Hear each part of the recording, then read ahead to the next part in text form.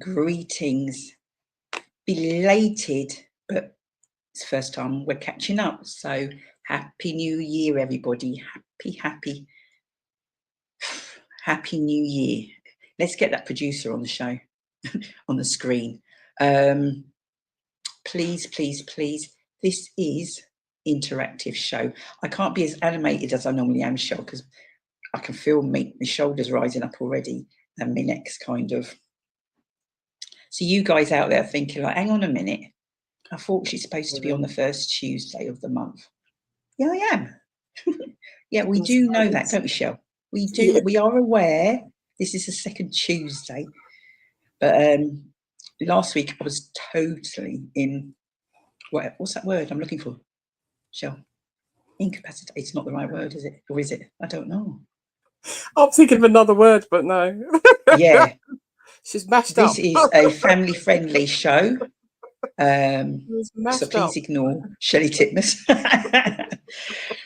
Say Happy New Year to the masses, Shell. Happy New Year. Happy New Year. Oh my gosh, can you believe it? It's like it's kind of started, but yet we're in double figures already. Yeah. It's already the 13th of Jan. The show's called Real Talk. I'm not changing the name of the show.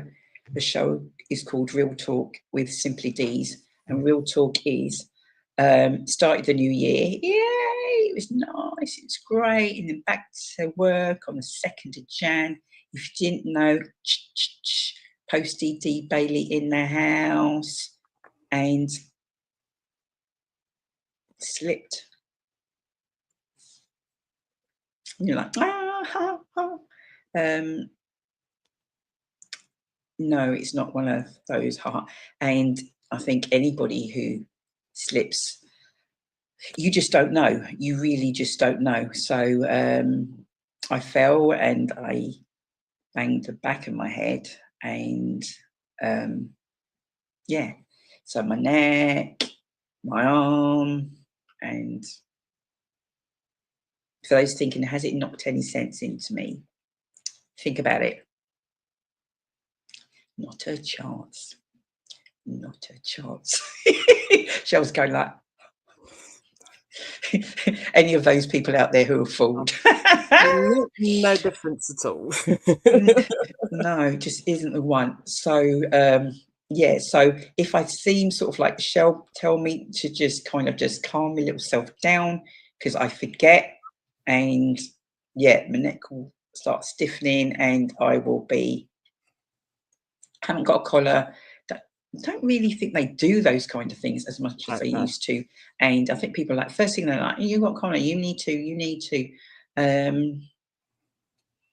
Yeah, so I'm giving utmost thanks. It could have been a totally different story. So yes, so we welcome you to our first show of the year. We have got some awesome guests. We haven't got anybody in the house at the moment, have we? Shell, no, waiting in the wings? Yeah, she's not waiting. And I don't want to go onto mic to have a look and see, because otherwise I'll throw myself out. So, so I've kind of just given a little, this is how my new year has started. But there's so much more to 2026, guys.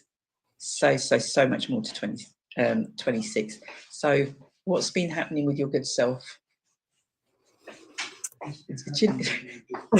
Can you hear him? Flip-flopper. Mr. Flip-flops. It was Mr. Flip-flop's birthday last week. Oh, bless him. Are we live? Again. Oh shit, we're live, aren't we? Yeah. No, I'm not taking any of it back. I mean it. I mean it. How's it been going, Shell? Yeah. you know what? When she says yeah, that means yeah. there's stuff to tell. But she's going to drip feed it to us, guys. Yeah, no, that was just a few health bits and pieces that, like, people around me or me myself. I had my first migraine in don't know how long at the weekend, so yeah, that just kind of knocked me a bit. But yeah, just one of those things. Just have to keep going. Keep And as along. much as I sort of say, look after yourself, and all of that, I clearly didn't show that when I had my fall, because that's the first thing I would have done.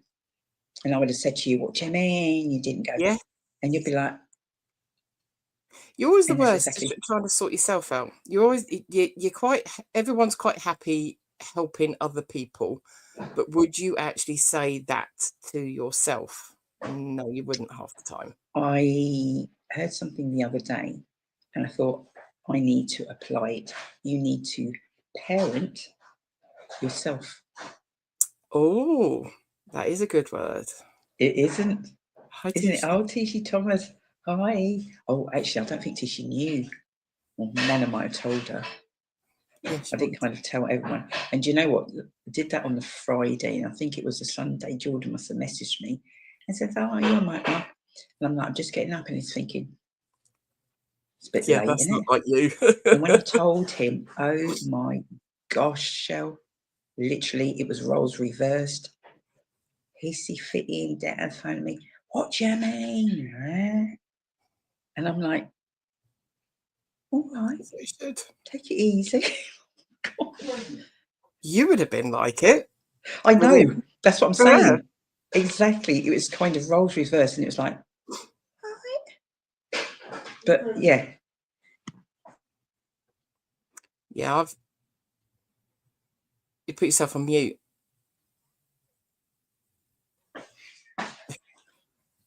Yeah, as Lloyd Bate, he's not got enough gravy, guys, on his dinner. Oh no, no. There's not enough gravy. That can't be. Yeah, I know, Shell. This is what one works with. Not enough gravy. That's why the show's called Real Talk, guys. It's no point just making it up as we go along. If you can understand and you can relate, drop it in the chat. Drop it in the chat. Oh wow, Shell, I can really already feel something pulling. Not good. Not good. Yeah, yeah. It's one of those things that when you do the fall over thing, that you naturally tense up, so everything will hurt more than what you've actually hit. So I'm not surprised that your neck and everything is then sore. No, it's going like, but you seem kind of like pain-wise more than when you did it, and I think that's just it, because you've got a mechanism in you to kind of what have you, and now that's kind of thing. It's like, I don't remember knocking that, and I don't remember. Yeah, you do get the thing as well that if you're not using something, that your muscles will tense, or what would happen with my neck and the physio that I needed to have done was because the nerve up my neck was hurting. I was doing that a lot, and I hadn't realised. Yeah. So it took, like, the size that I am, and then this lovely young lad, but that, like, nothing of him, trying to stretch like my arm one way and my head the other. Ah. just to get the muscle, and I still do it now. I have to sit down, kind of like, yeah. Oh, what? Pretend like you're in a disco? Because, but yeah, kind of like turn your head round and Tragedy. sideways. Tragedy. Come on, Shell. Look at the shoulders. Do you know what? For those of you that tuned in and thinking like, I thought, I don't know what we tuned into. Well, as soon as and Anita's probably going like. As soon as you started saying about dancing, I've got my mate who always in Panto every year, and he always plays the Dame. And this year he did. He always manages to dance to Kylie. Kylie is his favorite, one of his favorite artists. But this particular this particular year, you know, the Kylie and the gold bathing suit, well, the shorts and stuff. He was wearing a version of that. So on the middle of Panto, he's dancing around to I'm singing, I'm dancing around and around. I was like, oh no, only you could do that. So Oh as soon as my you said about gosh. dancing, that's what went in my head. Absolutely incredible. I'm actually burning up now. That's not good. That's not good. I'm burning up.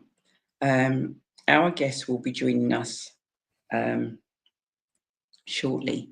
I know you did the show, you guys did the Simply Together show earlier on today, talked about a certain person who, not going to give them any airtime tonight.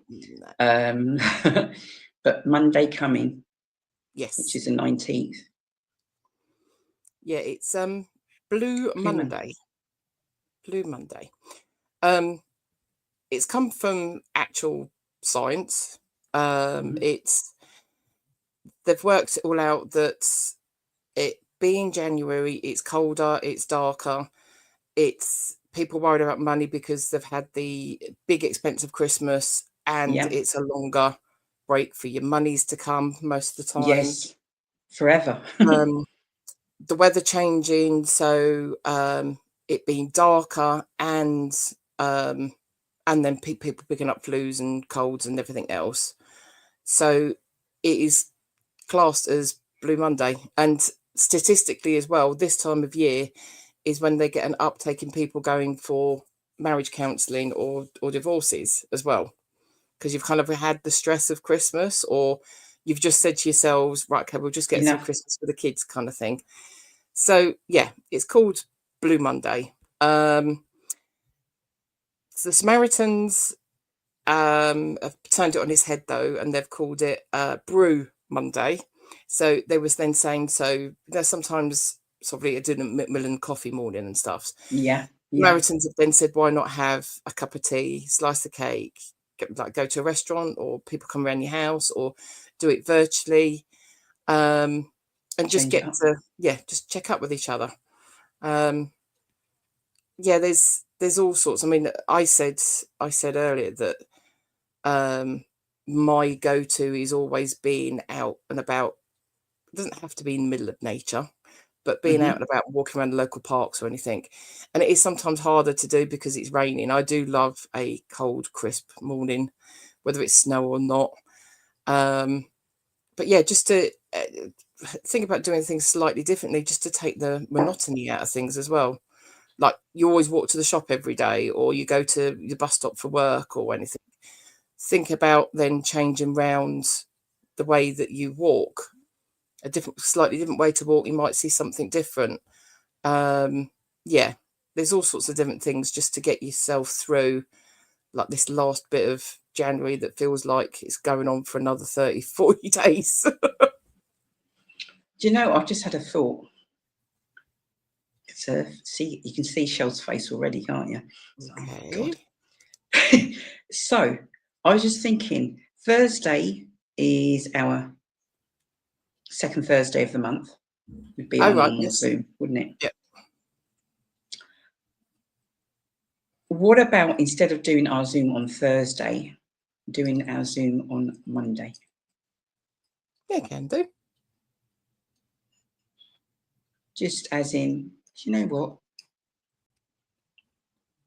Yeah, just check in. Just something might just kind of just give someone, us, whoever, just a little. Yeah. Rather than do it Thursday, and then, I don't know, call it what we want to call it. We'll call it something different for that day. So I don't know whether we have any suggestions. Maybe have suggestions today, or whether you think of something, and we'll do the Zoom. Yeah. And do it on Monday so that we can just, I don't know, it's just a check-in. Yeah. That's all it is. So it's not if there's strangers, you know, we want that visibility, but otherwise it is just a check-in. And yeah, we're a couple of weeks into the new year. Yes. And sometimes for whatever reason we don't manage to touch base with each other until maybe the latter part of the year. And already somebody today and been trying to get hold of and haven't been able to get hold of them. And, you know, you're sending messages, nothing, you're ringing, nothing. Yeah. And they're very quiet on social media, and you're like, I mean, yeah, it is quite often where you kind of stick your head down and you just want to get through it.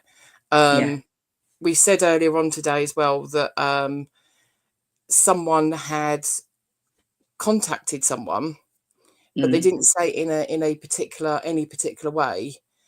And then when it came to it, they were like, "Oh, why didn't you contact me if you was feeling bad?" Well, that person had, but what they'd actually said was, "Hi, what you up to?" They were wanting a conversation, but that reply was, "Oh, I'm just doing so, so, and so, and so." It wasn't like, "Hi, can we chat? I need to have a chat. Hi, can we go and get coffee? Can we go for a walk?" It was a general reach out that the other person didn't pick up on the fact that that's what that reach out was. I'll put along the ticker on there, the Hub of Hope. It was set up by a charity that deals with mental health as a database for finding charities and projects to help with your mental health. But they then realised that your mental health can be all to do with your debt, marriage counselling, that your housing situation, work situation. So what is a mental health directory has actually turned into something that was so much bigger. What you can do is, if you're a child, you've got a separate link. If you're sort of like your adult, you're going on that bit, and you actually just put your postcode in. Or if you're just looking for a national charity, you put what your issues are, and it will give you all the times of when a particular place is open, whether it's just got the phone line, whether it's somewhere you can drop into, because this time of year, everything's going to be affecting you.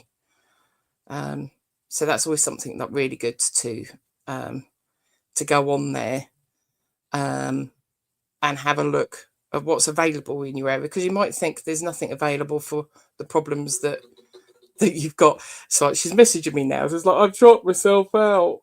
That you've actually then got like problems with, would be the debt, whether it be what's going on at home. So yeah, you've got that. It's got it written that it's for mental health, but it's for everything on there, and it's always a good one to have handy, that if you're helping other people as well. So yeah, fabulous. Have we got our guests in the wings at all? You've got to need to. She hasn't got a camera on at the minute, but okay. What I was going to say, I've literally just sent you, Shell. Yes.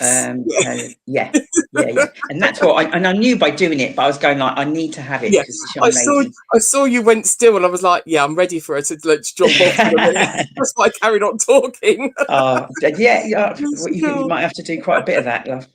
Quite a bit of that. Hey, good. Happy New Year, darling. Happy New Year. Thank you. Can you hear me? I was on mute. Sorry. Thank you. Hello. How are you? I'm good. Thank you. I'm good. Happy New Year, Anita. How are you? I'm very well. Thank you. It's been a long day. Yeah. Good to be here. Splendid. Thank you for inviting me on. That's no problem whatsoever. No problem whatsoever.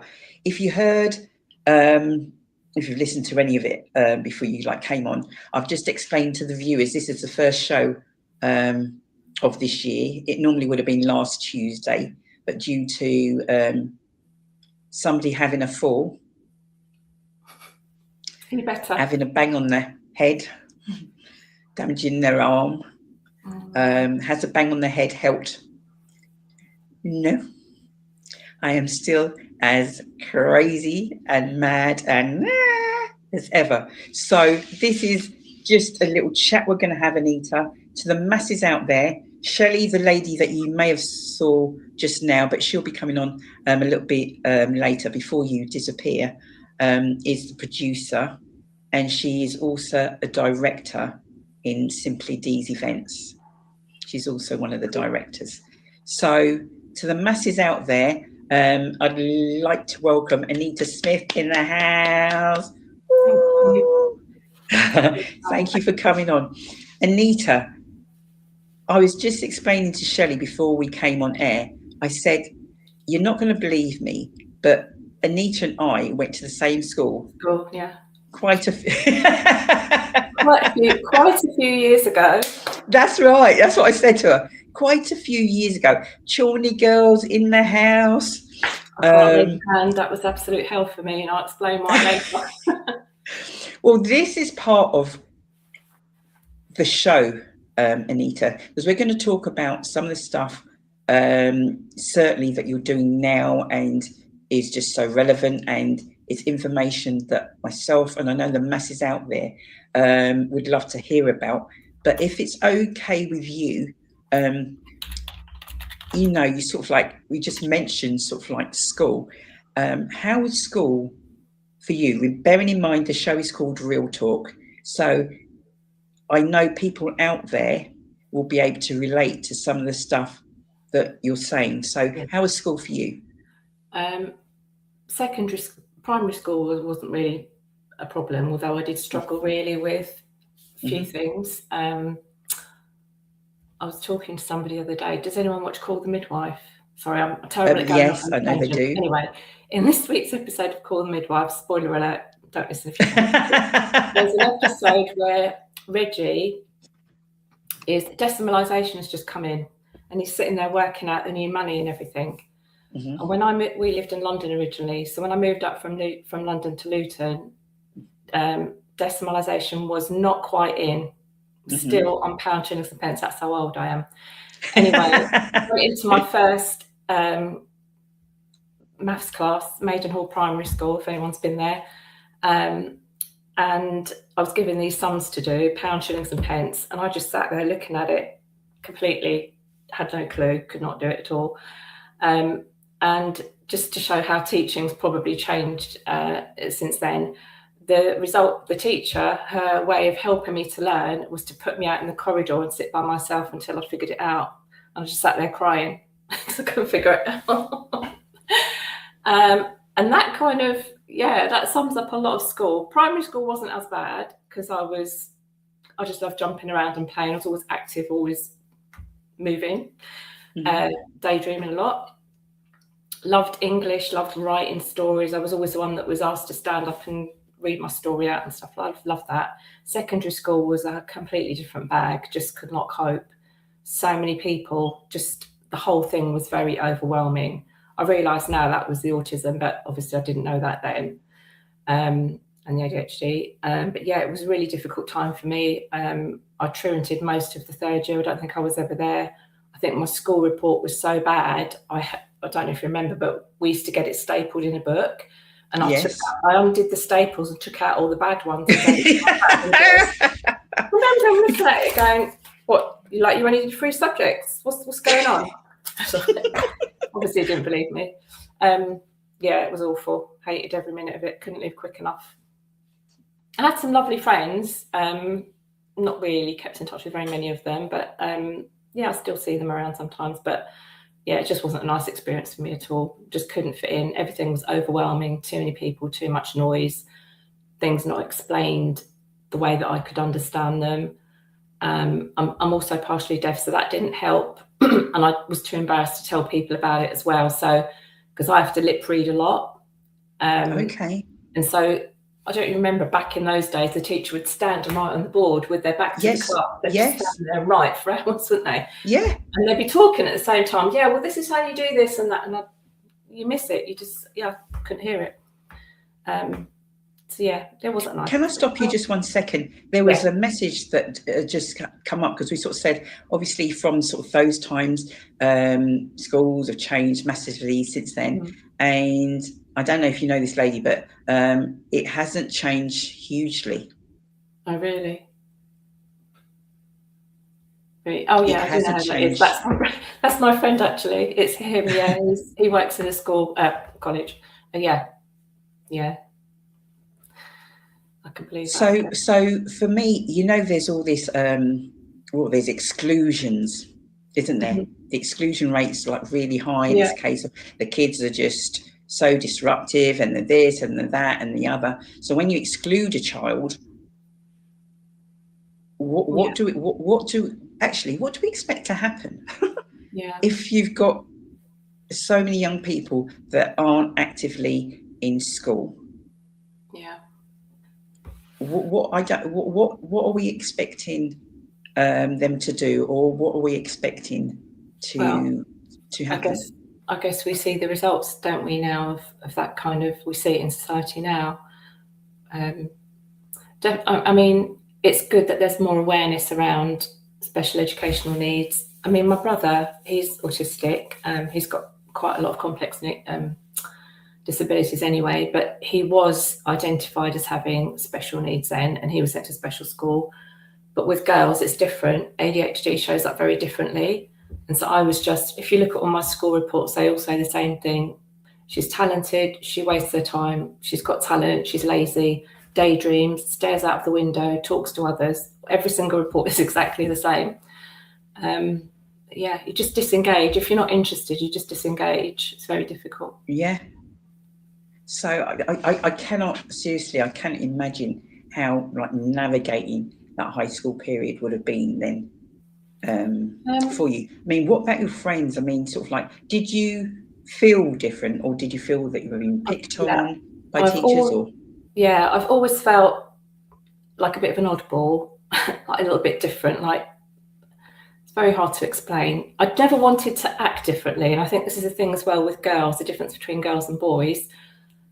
Young boys, for example, that are ADHD, it's easy to spot because they find it really hard to keep still. Like my grandson's ADHD, he'll jump about and they move a lot. And with girls, we have this kind of people-pleasing gene that we want to fit in and not upset anybody, and we mask a lot. We modify all our behaviours. So I was a fidget. I cannot sit still for the life of me. I would just swallow it down. That's why I loved all of the PE and the gym. Well, I didn't love PE, but I mean gymnastics, jumping about basically. I can't remember what your original question was. This is typical ADHD. What was your original question? Well, what was it like? That's Waldorf, because like my mind will just drift. You're saying something, and I'm like, what was that again? Yeah. It was difficult to navigate, but I was just trying to fit in. So I had friends. I had some great friends, but I just always felt like a little bit detached from them all. I don't know how to explain it really. I've always felt like a little bit of a loner. You know, I'm quite self-sufficient. I can go off and do things on my own. Even now as an adult, growing up, I've always done things on my own. I've gone on holiday on my own, I've gone abroad on my own, gone to cinemas on my own, gone everywhere on my own. It just doesn't bother me. I have got friends now. I mean, I'm not completely but just I've had relationships, I've been married and everything, but it doesn't bother me at all to do things on my own. I think that's come from just being self-sufficient as a child, and probably a bit of my family background as well. Wow. So Shelley, let me bring her on for just a moment. So Shelley's a producer who I just told you about, and she's actually posted that on there. So Shelley, do you want to sort of like explain, and maybe Anita can kind of identify? There's quite a lot that you were saying that's very me. You feel slightly different. You know that you're masking certain things because you kind of want to fit in. You just go along with the flow. Never really had a lot of friends, but the friends I did have were like close friends. There's even now is a very close circle. Always thought something was different, but didn't really kind of put my finger on it. And then my friends' children are autistic, and I was hanging around with more people at the different clubs that they go to, thinking, yep, I can see that. But mine's kind of come out because I'm unable to mask some of the things, like the anger and the kind of similar kind of things, because I've got PMDD, and PMDD is it's when your levels of progesterone and stuff kind of go up and down, and I'm sensitive to that happening, so that triggers things off in me. So my depression will triggered off. It can get to the point of having suicidal thoughts and things, but it's not the fact you've got that hormone in you. It's when you get the changes, and apparently you're more susceptible to that with the ADHD. And I think from some of that kind of information, you can understand why some people, when they get to menopause, it then comes out, because again, it's this whole thing happening inside your body that you're used to be able to mask and be able to control it and kind of think it and walk away, but not act on it. Whereas I was then actually feeling it, thinking it, and then acting out on it, and then going, what on earth was that? Yeah. And it's strange because, not medicated or anything, but it was, I knew something was different. Interesting. Didn't really, just went along with it and could cope with it. And then on this kind of stuff, you're then finding out more and more. So, yeah.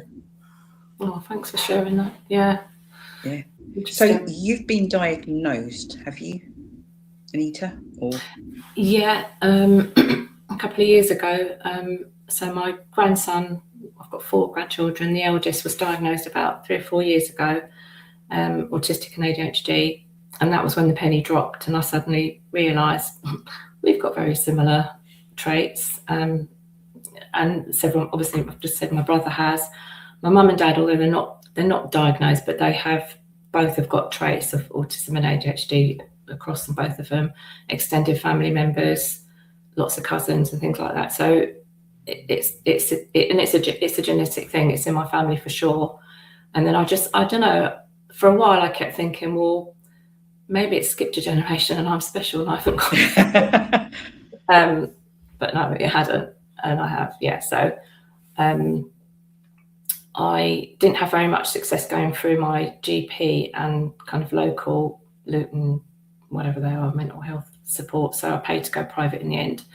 And then I got both my ADHD and autism. So there were different types. There's hyperactive and there's inattentive, and I've got combined. So I'm both, which is a joy, and autistic, which is, all 3 of them together. Yeah. But yeah, it's empowering once you realise, because for many, similar to what you're saying, Shelley, for many, many years, I was being treated for depression. It was always, oh, we've got depression, take these antidepressants, or and now I realise it wasn't, because ADHD, lack of dopamine, that's what it is. It's basically you don't have enough dopamine in your brain, and dopamine is needed just to live, to get everyday things done. If you don't have enough dopamine in your brain, you can't even motivate yourself to do the very basic things. And when I realised that's what it was, you feel a lot of kind of relief and a better understanding of yourself, and you look back on your life and you think, that's why I made that stupid decision, or that's why I did that particular thing, or that particular route that I took wasn't particularly sensible, for example, but I was just chasing dopamine, because you kind of do have that sort of behaviour.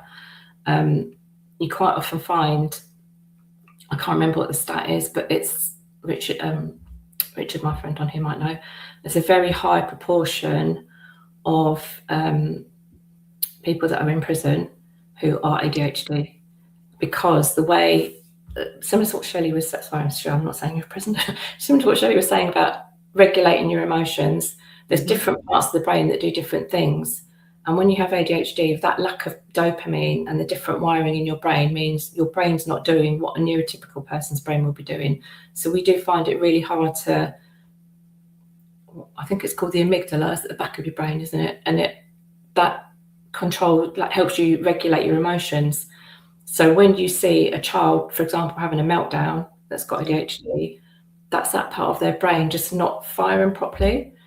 And then there's parts of your brain, like the prefrontal cortex is the bit of your brain that's executive functioning, memory, helps you make decisions, time management, priority. That bit of your brain doesn't work like everybody else's. So there are so many things, and you can see if somebody's gone through life not knowing that this is what the problem was, and all through their life, for example, they've made wrong choices, maybe they weren't in a good environment to support them, because the environment can make a massive, massive, massive difference. It really can. It can be the difference between all of us on this call here talking now and somebody in prison, or somebody having a really rough time at work, or somebody being bullied at work or bullied outside of work. You can just put, it's like anything, put something in the right environment, it can thrive. Put it in the wrong environment and it won't. And so, once you understand what it is that's causing you to think and act and behave, and the thing with ADHD and autism, especially ADHD, when they do the assessment, they look at your whole life, because quite often you'll say to somebody, "Oh, I've got such a terrible memory."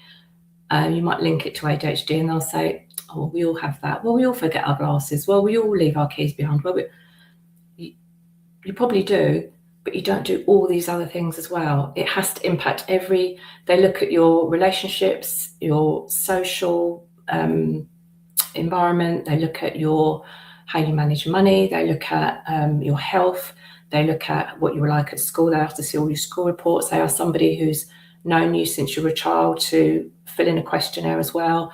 It's very detailed. There's a lot of kind of negative talk saying, the papers like the Daily Mail saying that, it's a trend, and, just being generally negative about it. But it is a disability. It's something you do need to navigate and understand. And once you navigate it and you understand it, and you understand that your behaviour is because of X, Y, Z, not because you're just being awkward, you can work your way around it and you can live a fulfilling life. Wow. So tell me, you guys, so if, I don't know, say for instance, you've got youngsters, whether they're in primary school and maybe struggling or whatever the case might be, what's the, because I'm sure the, say, referral, isn't that a long wait? Or is that just, have I got that in my head from somewhere? I can hand to you, Shelley, because I don't know very much about school other than my own grandson's experience, and he's not local. Across Bedfordshire, I was just trying to see if they'd actually updated it from the last time that I had a look at it.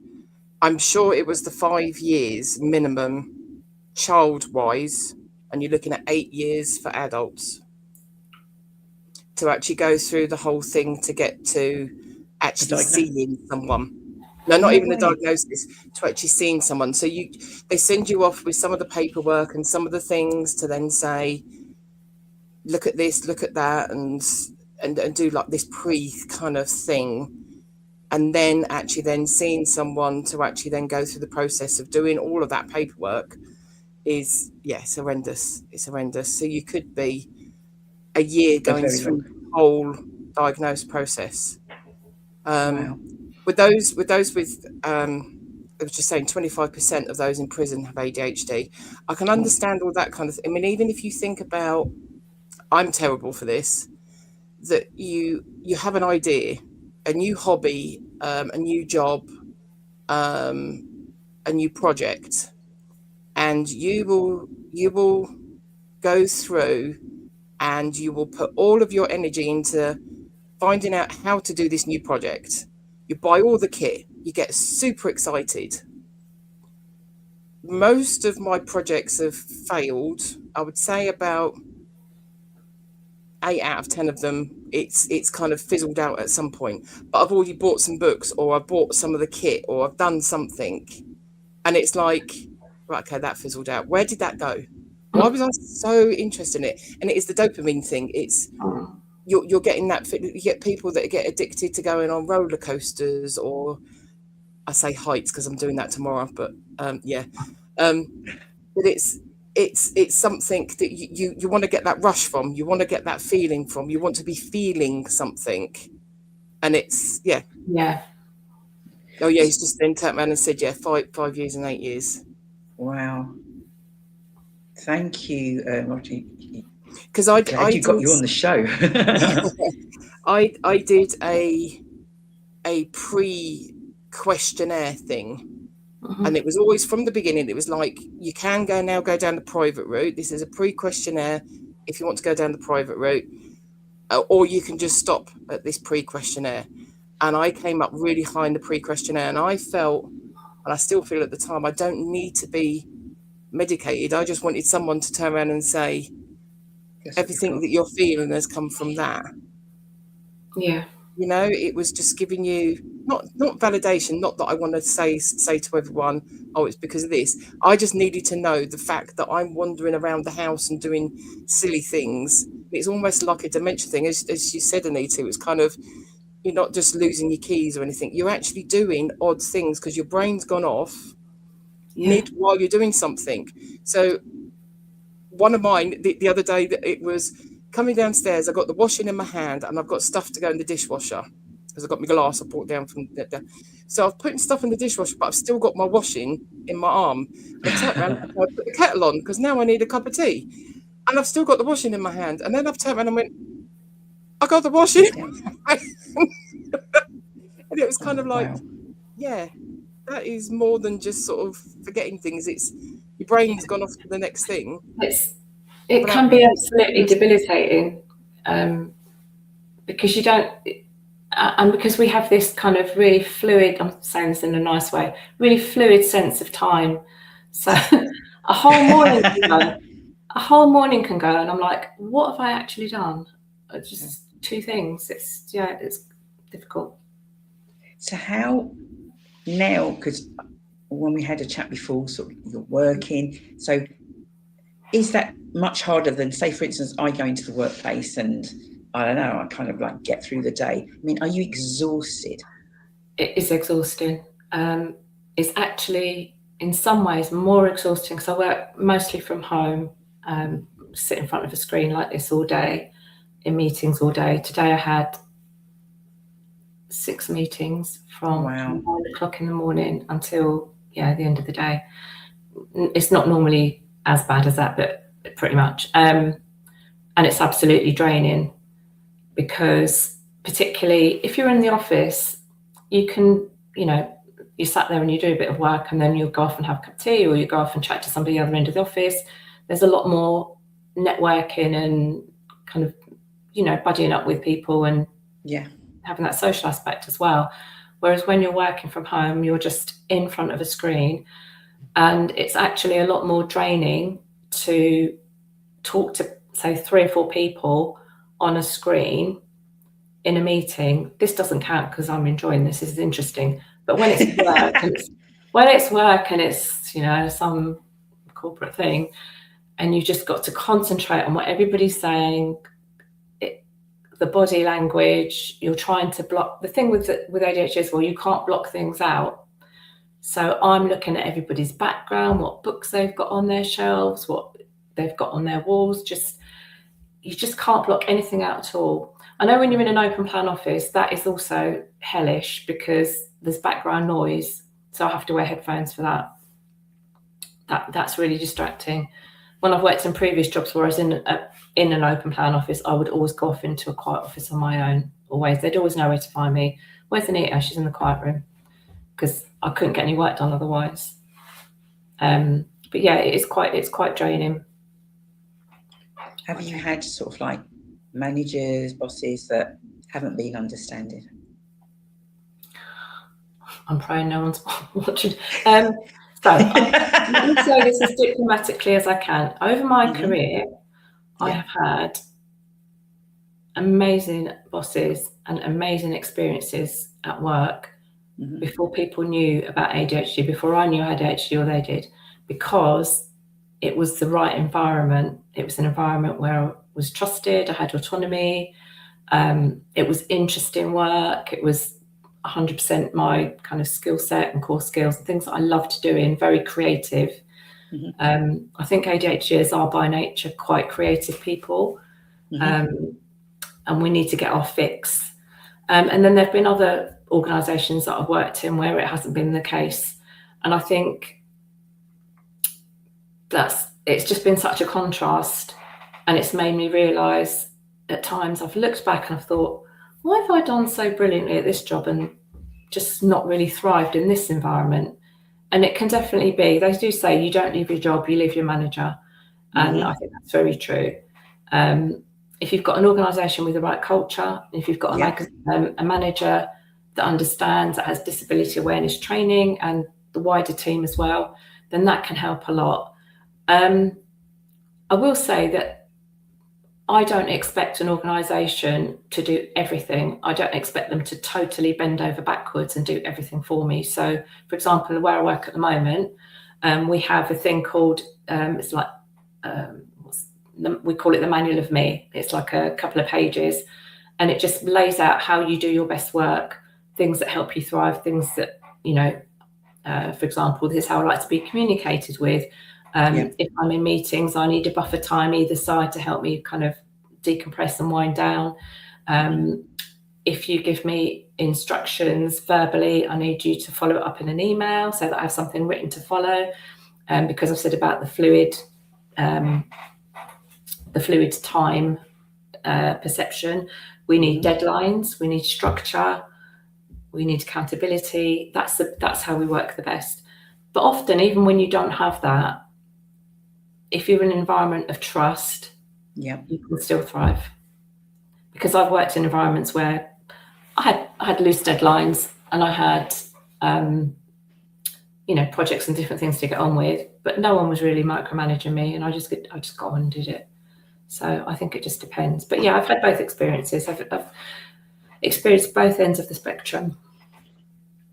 So with all this knowledge that you've now gained, that you had, but like now, I mean, you're on the show and you're talking about it now, but what, ideally, with the information that you've got, what do you want to do with that?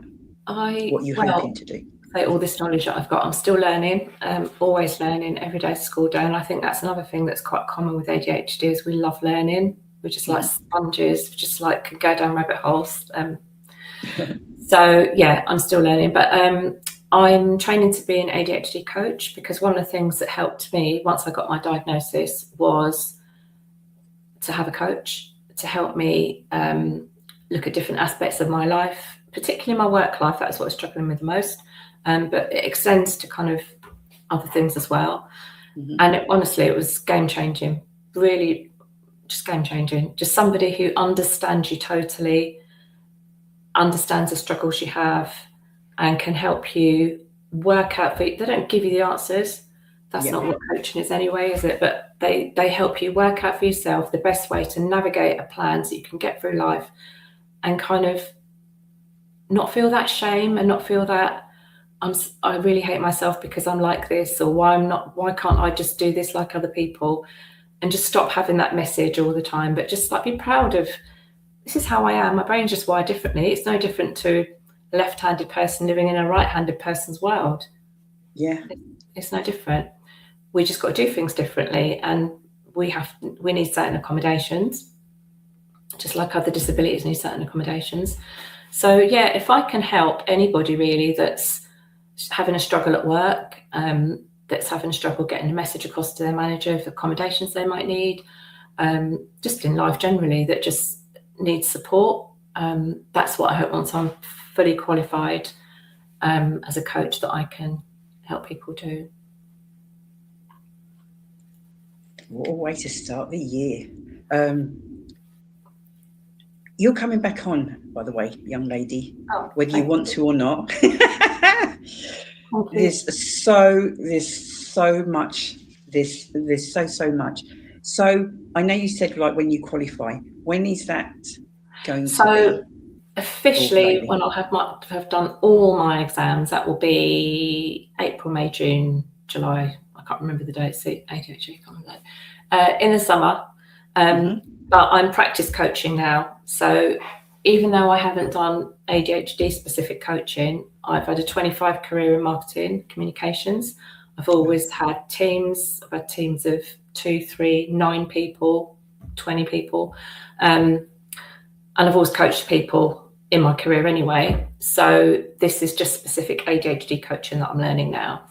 So I'm going to be doing some practice coaching, well, from now really. So anybody that wants to kind of, and it's free now, so get in there. Excuse me, this is really important on this show, Anita. I don't know why Shelley's laughing, because that's the first thing people go like, did you say FREE? I think it's most people's favourite price. Exactly.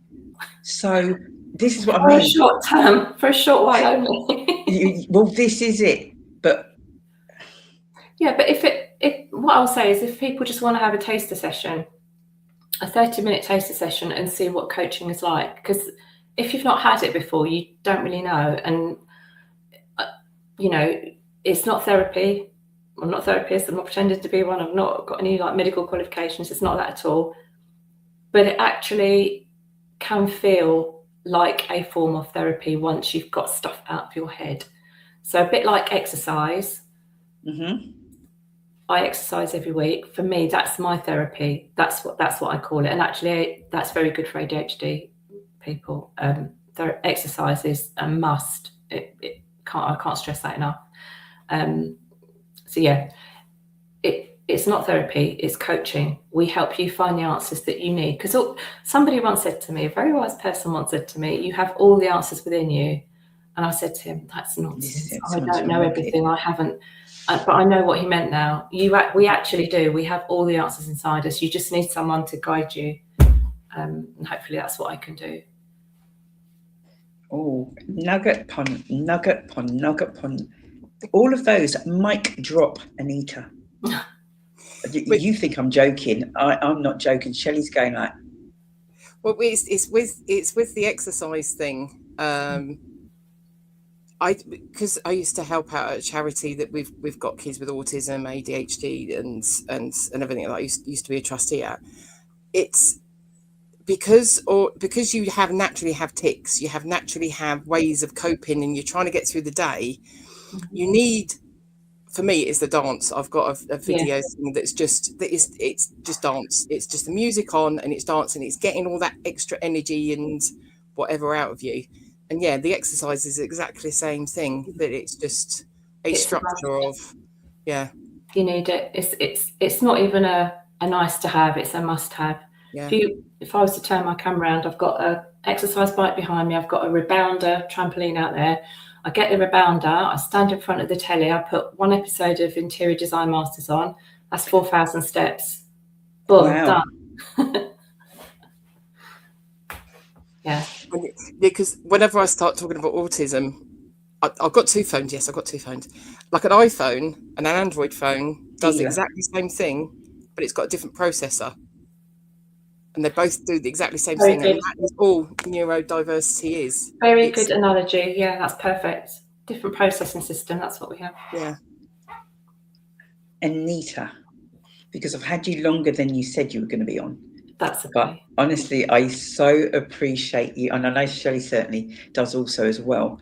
Your LinkedIn details have been going across on the ticker there. And what happens is you have some people watching now, some people we get in a couple of weeks, oh my gosh, there was some woman that was on and blah, blah, blah, blah, blah. And we'll be able to share your contact details. If they've missed it, we'll be able to share your contact details with them. I know, Shelley, already, our minds are ticking like crazy, aren't they? I'm very happy to come on. And I feel like we've only touched exactly. Yeah, there's a lot more to talk about, but if anyone has any questions or not just about me, just about how to cope with ADHD or anything, I've been researching it for years now, so I've got loads of links and things I can share with people. If I don't know the question, I'll say I don't know, but if I've got something I can share, I'll happily share it. Because people do get kind of worried that when you say about the workplace and what kind of changes do you have to have in a workplace for someone with ADHD? Well, no, you don't. Yeah. You've just got to understand that that's how that particular person works. Yeah. You were saying about taking notes. I'm constantly, Dee will say this, for the amount of times that we go anywhere, I've got my notepad. I could remember what was said, but I know that by me writing down notes, and the same when I've gone with my friends to hospital appointments recently, it's always me that does the update to everyone because I'm the one that sat there and made my own little shorthand notes about what someone said. Yeah. And it's just, Yeah, I'm exactly the same. I've got 1, 2, free ADHD, notebooks everywhere. Just on that with the workplace, before I go, accommodations don't have to be expensive. They don't have to be complicated. You can apply for access to work. I can talk about that another time, but access to work is brilliant. It does take a while to come through. I applied for it and I got it. You can have software that helps you take notes in meetings. So I sit in loads of meetings and I have no clue at the end of the meeting what that was about or what I'm supposed to do and who's doing what. That's me. Yeah. So there's software. I think it's called Genio. I'll send you the link if I find. Yeah. I think it's called Genio, and it basically takes notes for you. You can also get, and your workplace could do this depending on what kind of organisation it is, Copilot, Microsoft Copilot. There's a paid version. I think the license is something like, I want to say £20 a month. Or is it £20 a year? I might have that completely wrong. It's not expensive for an organisation anyway. You pay for the pro version, and that will summarise the meeting for you. Oh wow! That was what that. I mean, you can do it just with the free version, get the transcription or the recording, but you have to look through that yourself. But the pro version is worth it, and that's not expensive, and companies will pay for that. So there's some really easy things they can do that are not bank breaking. Is this the kind of thing that there's so many organisations out there? Is it something that you would go into an organisation and have a chat about? Yeah. Should they have any, and the kind of things that they as an organisation can put in place or can offer? For sure. I'm not an HR expert or anything like that, although I've worked closely with HR, but I'm happy to go into organisations and just share things about ADHD or neurodivergence and how they can help accommodate colleagues.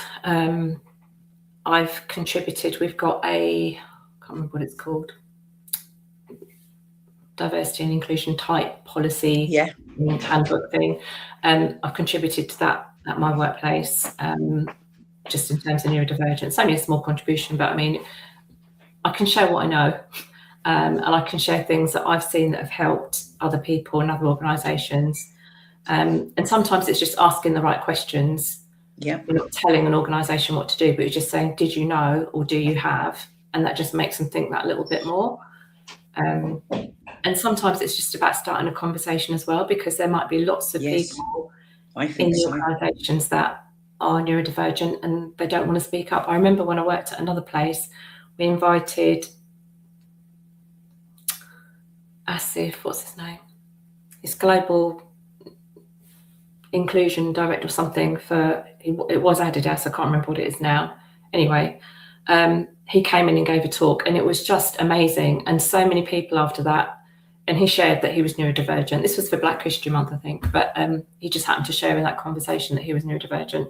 And after that, quite a few people said, oh, do you know what? That was so interesting. And they began talking about it a bit more. And then, you know, you just need to start the conversation. If you don't, it's like if you don't start talking about it, then nothing ever changes, does it? Our first guest of 2026, Anita Smith, thank you. Oh, thank you. Thank you very much. No, lovely. Not at all. I will catch up with you in the week, and I'm sure after having a conversation with Shelley, I've got a feeling there might be some of that will be doing some linkage, because that's what we do, isn't it, Shell? Yeah, link people. Okay, well, I'm happy to support you or in any way, whatever you want. Oh, excellent. Thank you so much for your time, Anita, and we'll catch up really soon, darling. All right, take care. Thanks so much. All right, bye-bye. Oh, wow.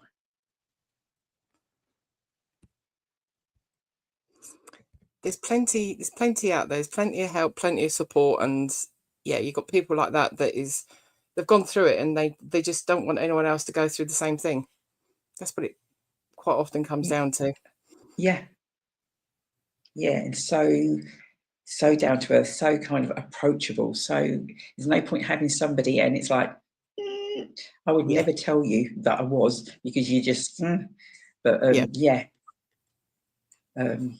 we'll chat more about Anita and what we're gonna. Do you know what even came to my head? You know Jenny Lyons. Yes, Jenny Lyons does her job we thing, did and God have knows. someone on the one of Cecile's friends on the Simply Together show as well. It's a very similar kind of thing, getting people with autism onto what, last week? Working, Yeah. onto the working form. Yeah. Yeah. Do you want our TV on? Yeah, I suppose so. Are you supposed? Oh, wait. That's not nice. Who dat? No, I see her all the time. My gosh. Everyone think that I ain't seen her all year. Happy New Year, Vivi.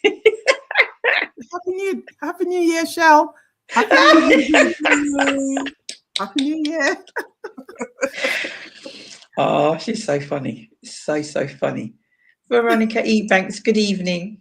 Good evening, ladies. How are you? Yeah, How are not you, bad. Dee? Yeah, good. Not bad. I stated at the beginning of the show, because obviously it's normally the first Tuesday of the month, and you know the show's called Real Talk, and Real Talk is I took a massive whack to the back of my head. Yeah, and all of that jazz. But I'm giving thanks that I can do the show. So I'm like, I'm doing the show. Could have been a different story. Yeah, definitely. And so could have been a different story. Definitely. So, young lady, you're here. what version of V we got today? I was backstage. I was just behind, Oh, right. Yeah. In the studio, but listening behind. Anita Smith, when she was speaking, I'm thinking, check. Do you know what? I hope Anita, I don't know if she's gone, but I don't know when you sort of think. I went to school with this young lady. Oh, right. That's that's where and you know, when you kind of know, only, I think she was 2 years above me. And, but, you know, you used to see somebody, but anyway, somehow I'm friends on social media and that with her. And I'm kind of like just following. And I'm like, ooh, just loving where she's at and what she's doing and blah, blah, blah. And we had a conversation and I'm like, I so love for you to, because I'm like, in my head, did you hear what I was saying to Shell just now? My brain's already churning. I'm sure Shelley as well. Connections, because, yeah. Amazing. Yes. Amazing. I know. Even when Anita mentioned about you're looking at the screens, but I've read all the book titles on the bookshelf. I've seen, they've got a salt lamp. Oh, my husband will just be looking at me like, oh, you'll see that. Yeah. But I do. It's just, one of those things. I have to, It is a brain thing. It is definitely a brain thing. It's definitely a wiring thing. Yeah, a processing thing. As Shell mentioned about the analogy she used with the two phones, it's the processing. And obviously processing has implications, or the wiring will affect, or I suppose dictate the computations and the processing. So we're all different. It's interesting because I suppose I don't see it as a hindrance. Well, this is the thing, and I think that's what needs I personally don't see it as a hindrance. Other people might be looking at me thinking, well, how can she be listening to music in one headphone, in one ear, and listening to a book, having a book read in the other, and switching between different things all at once. But that's you're Veronica Ebanks, I don't even know. I think Shelley will confirm. I don't think anybody can outdo you for appearing on this show. Okay. What are you trying to say? What are you trying to say? I ain't saying nothing. Shelley, do some statistical what have you. I don't think there's anybody that has been on the shows as many times. That's because there's so many. And we could, like the Russian doll, layers to you. Layers, yeah. Layers and different. Yeah. Not fingers in pies, but kind of ishy, because it's like, no, she's doing that. Really? What, that same person is doing this, this, this. I had a very interesting conversation today with a young gentleman that hopefully will unfold in a little while. But watch this space, as I say. Okay. Watch this space. How exciting. Yes, very exciting. I do like adventures. You may be on this adventure. Not the adventure that you think, another adventure. Okay, well, if it involves wasps, bees, no, animals, no, no. Okay, cool. You're thinking Barbados, Drupsies. Sipan, sipan, sipan, sipan. No. Cheers. I like painting. I really do. You like painting? I like painting. I like it. I like art. I like art. Just generally, I like art. Whether that be sewing, whether that be sewing something, whether that be painting something, drawing something. Yeah. Yeah. Crocheting something. I can crochet. You know, finished that something yet? No. It's been going for years. It's been going for years. This is people going like, do they realise they're live? Yeah, we know we're live. We're having a private conversation, everybody. Okay, butt out. We're having a private conversation. You know, finish that something yet? No. It's there, but it's always there. I always think, right, I'm going to finish it this year. And is that what you said last year? Yeah. But you're saying it again. You brought it forward. You carried it forward. Yes, but the funny thing is, I keep looking at it when I take it out of the bag. I've got the back done, and I look at it. I'm thinking that can't fit me now. Well, I'm sure it would fit somebody. Just finish it. And finish it, and then we'll find someone. It doesn't have to fit you. It's true. Yes. Yeah. Stop thinking about yourself. So, everybody, okay, all right. Let's bring it back. Welcome the lovely V Ebanks, Veronica Ebanks, to the house. Give it up, everybody. I'm not even joking when I do say 2018 this show started, and I do believe Veronica has been the most attended attendee on said show. Why, you say? Why? I said there's layers and so many things that this young lady does that I had to have her back on. I had to have her back on. Have to have her back on again. Before we get into what's coming up,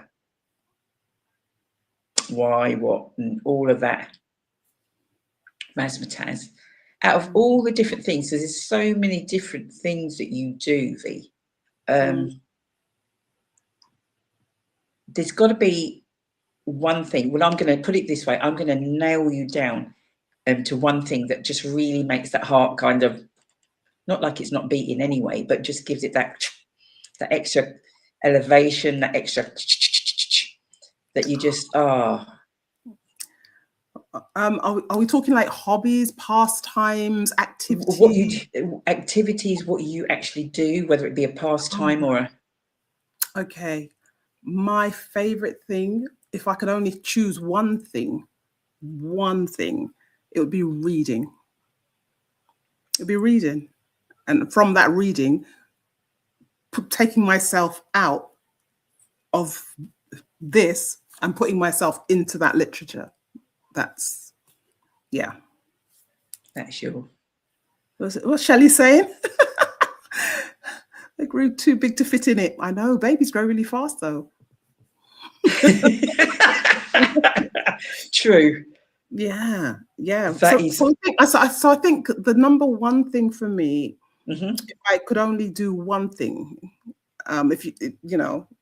that was the mandate, that you could only have one hobby and do one thing on pain of death, it would be reading.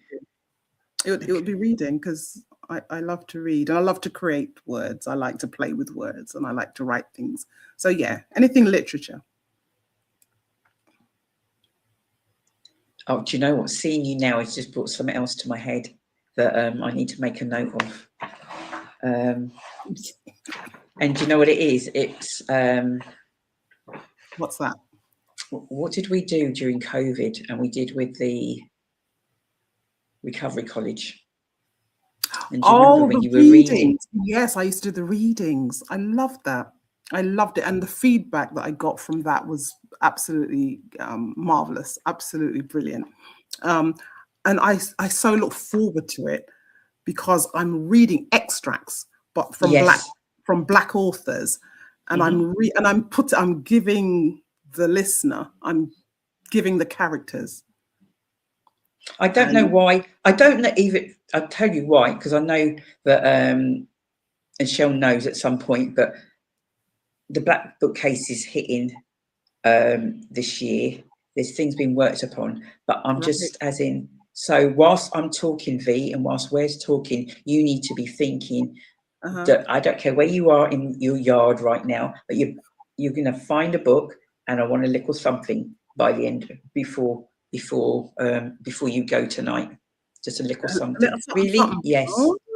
Yes, V. Oh, wow. That wasn't planned. That wasn't Right. planned at all. It's just because we're talking and what have you and that, and I'm like, it just took me as, and I know you, I know you well, and even when you were doing it, it just took me to wherever that was. I loved it. Yeah. Absolutely loved it. And everybody's got talents, and you've got many talents, but that is a serious talent. And there's a young man, I hope he's watching. You better be watching. You know who you are. This one here, sir. This one here, sir. Make a note of the name. And if you miss the name, when we catch up at the weekend, I'll remind you what her name is. She's wondering, who am I talking about? Who am I talking to? So, Veronica Ebanks. We're in 2026. How's the year going for you? What are your plans? I'm dropping it that way. No, what are my plans? Well, to help as many women that you can share. I can share, yeah. To help as many women as I can. Hence, by helping the women, helping families, helping employers, helping as many people as I can with what I can offer. And what I offer is a space.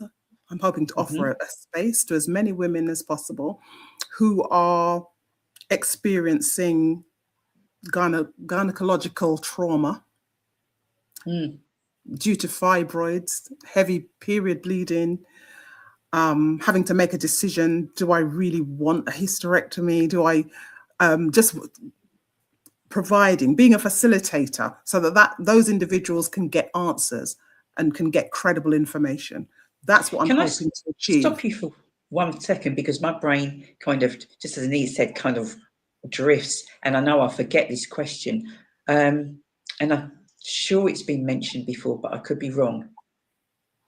If you have ADHD or are you more likely to suffer more with whether it be fibroids and things like that? Or is that something or is that a myth, or is that something I've got in my head from somewhere?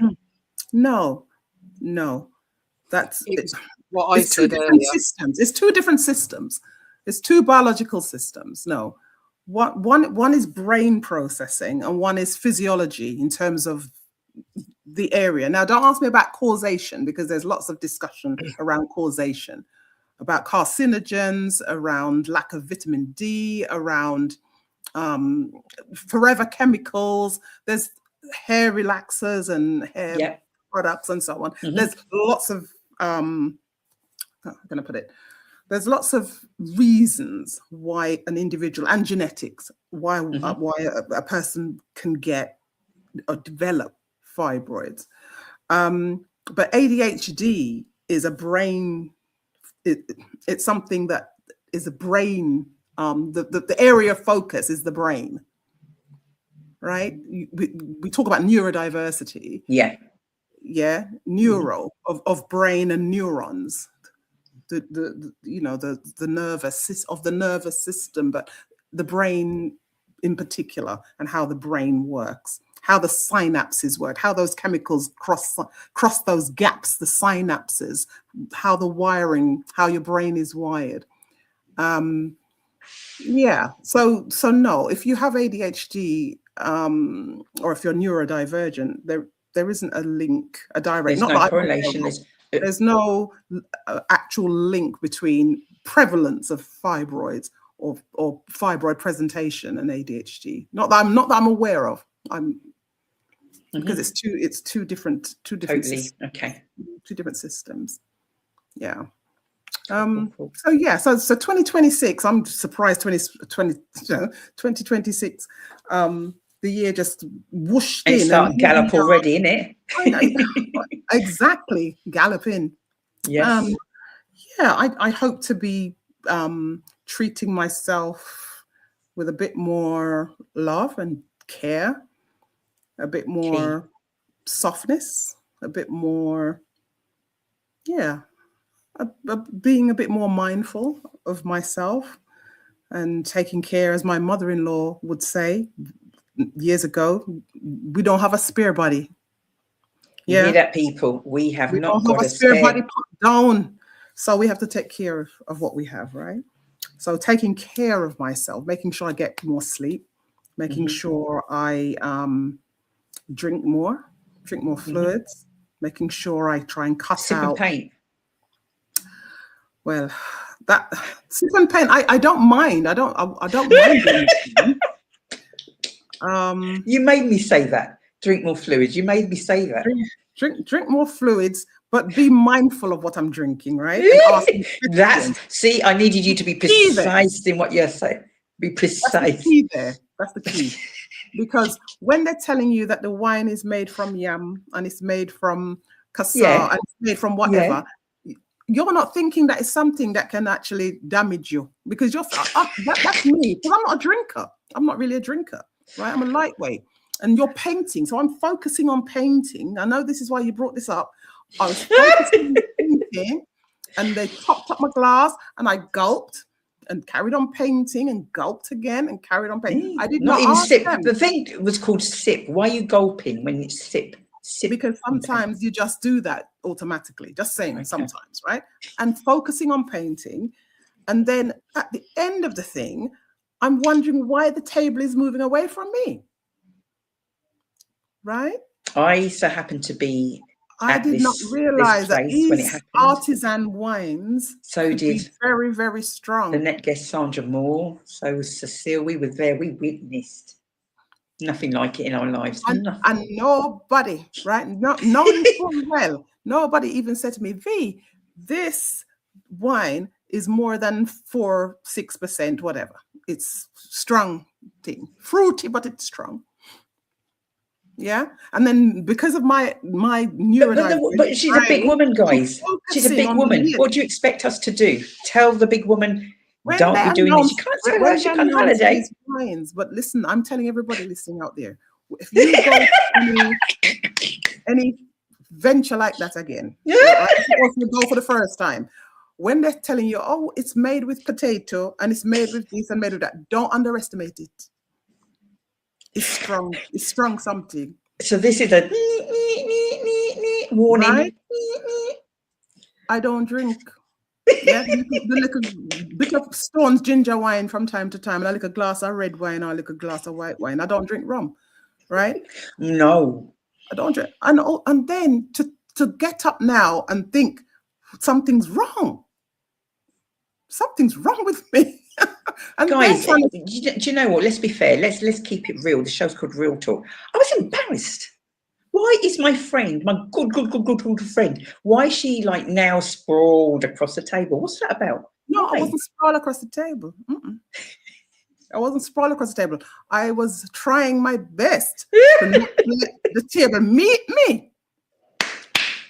Oh, right? I'm using the wrong word. See, she's a word person. I was trying my best not to allow myself and the table to meet, right? So that's why I walked away and went to one of the lounges to sit down. Not a good move. The lounger was by the pool. I know, but I just wanted to sit down. And then I realized instead of sitting down, I'm going down, lying down. Lean. Literally, when they say lean, sis was lean. Oh. Simply the best time. You guys laugh after me, but at the end of the day, no, we didn't. Yes or no? It might look like that. But anyway, So anyway, art, as I so said, coming back, I like art and I like painting. And mhm, what I created that day, I loved it. I still love it. I've got it up in my, yes, yeah, and I love it. I love it. it's a reminder. But ladies, gents, be careful with sip and paint. Focus. Yeah, Yes, because sit, don't gulp. my ADHD was in the painting and not focusing on the drink. So when she's coming around topping up, that's all I'm saying. Agreed. Agreed. That's all. And anyway, She got a drink. Let's anyway. Listen, I'm not from Kingston. I'm from Kingston upon Thames. Let's She's thinking the words today. Wordsmith. let's just park that one. So That one. But yeah, so 2026 is going to be an interesting year. I'd like to travel a bit this year. Like to travel, like to go and visit Africa, one of the African countries this year. Ooh. Never been on the continent, so I'd like to this year. Yeah, I'd like to go this year. that'd be good. Yeah. I'd like to go this year. We'll probably get to Jamaica as well at some point to, hubby check on family and so on. Where else would I like to go? I don't know, but I'd like to travel. I'd like to do some traveling this year as well. Okay. I'd like to travel. And what else? I want to finish some writing. I've been writing some stuff, and I want to get them finished. I may is this stuff that's going to be published, or is this just? Well, yes, possibly. I am working on a couple of pieces. I don't want to say too much yet because I'm still in research kind of mode. And these are works that I've started a few years ago, but I haven't finished yet. Yeah. Oh. So a couple of things that I'd like to get down. Yeah, a couple of things I'd like to kind of document and so on. Don't put off, you know that, don't you? Sorry? If you can, don't put off if you can do. No, and this is why I need to balance. This year, it's all about balancing and managing myself wisely and not saying yes to everything. There's some things that are coming my way, and I'm so tempted. Yes, to and that it's the brain again, right? And I'm having to say no, V. You're already doing, this and this. No, be smart. Let that go. And I'm having to, and I'm doing that, and I feel really good for saying not at the moment. I need to, support myself better as much as I offer support to everybody else. Everyone comes to me. You have to, definitely. Come to me for various support and various matters and so on and so on. And this year I'm not at the college. I'm not doing the science and the maths and the English this year. I'm not doing that. I'm TSA work at the college, my local college this year. So in a way, that's been quite good actually, because it's given me a bit more breathing space, which I'm so tempted to fill with other things, but no, I need to just pace myself and be realistic. It is about the pace and not the race, as in, definitely. Right. And sit with myself. I'm at the stage. I've just had a big birthday, a significant birthday. Who? As I said, if they have not moved the goalpost, you December, yes, significant. Every birthday significant. Well, I mean, in terms of, I suppose, transitioning in your life, when you get to certain age, they say, right, back in the day, I could be retired now, but they've moved the goalpost. So I've got to carry on. Well, not carry on, but you know what I mean. Yeah. So I've still got a year left. Wow, that's nothing. Well, when I say that, I don't mean nothing, but you know what I mean. It's like you can see that, can't you? Yeah, but it's exciting in one way, and then a bit perplexing in another way. But it's like, well, how did I get here? How did I almost become a pensioner? I was just. I was long ago at school in a school uniform. Yeah. With my friends and singing Skenge, walking up the road. Rupi Edwards' song, chanting that up the road. How, with my blouse tied up around my middle and my skirt rolled up. How on earth? But here we You are. little rebel, you, yeah. Here we are. Climbing out the window and off to look or something. So I'm like, you must be. I can't believe you did that. You know, it was a case of, well, if you're gonna die and be murdered by your guardian, you might as well go out doing something you wanted to really, really do. In my head, I'm like, I want to live, I want to live, I want to live, Yeah, I want to live. Yeah, but you know what, you become, you say, well, yeah, if it's going to be chalk outline, well, we'll go big.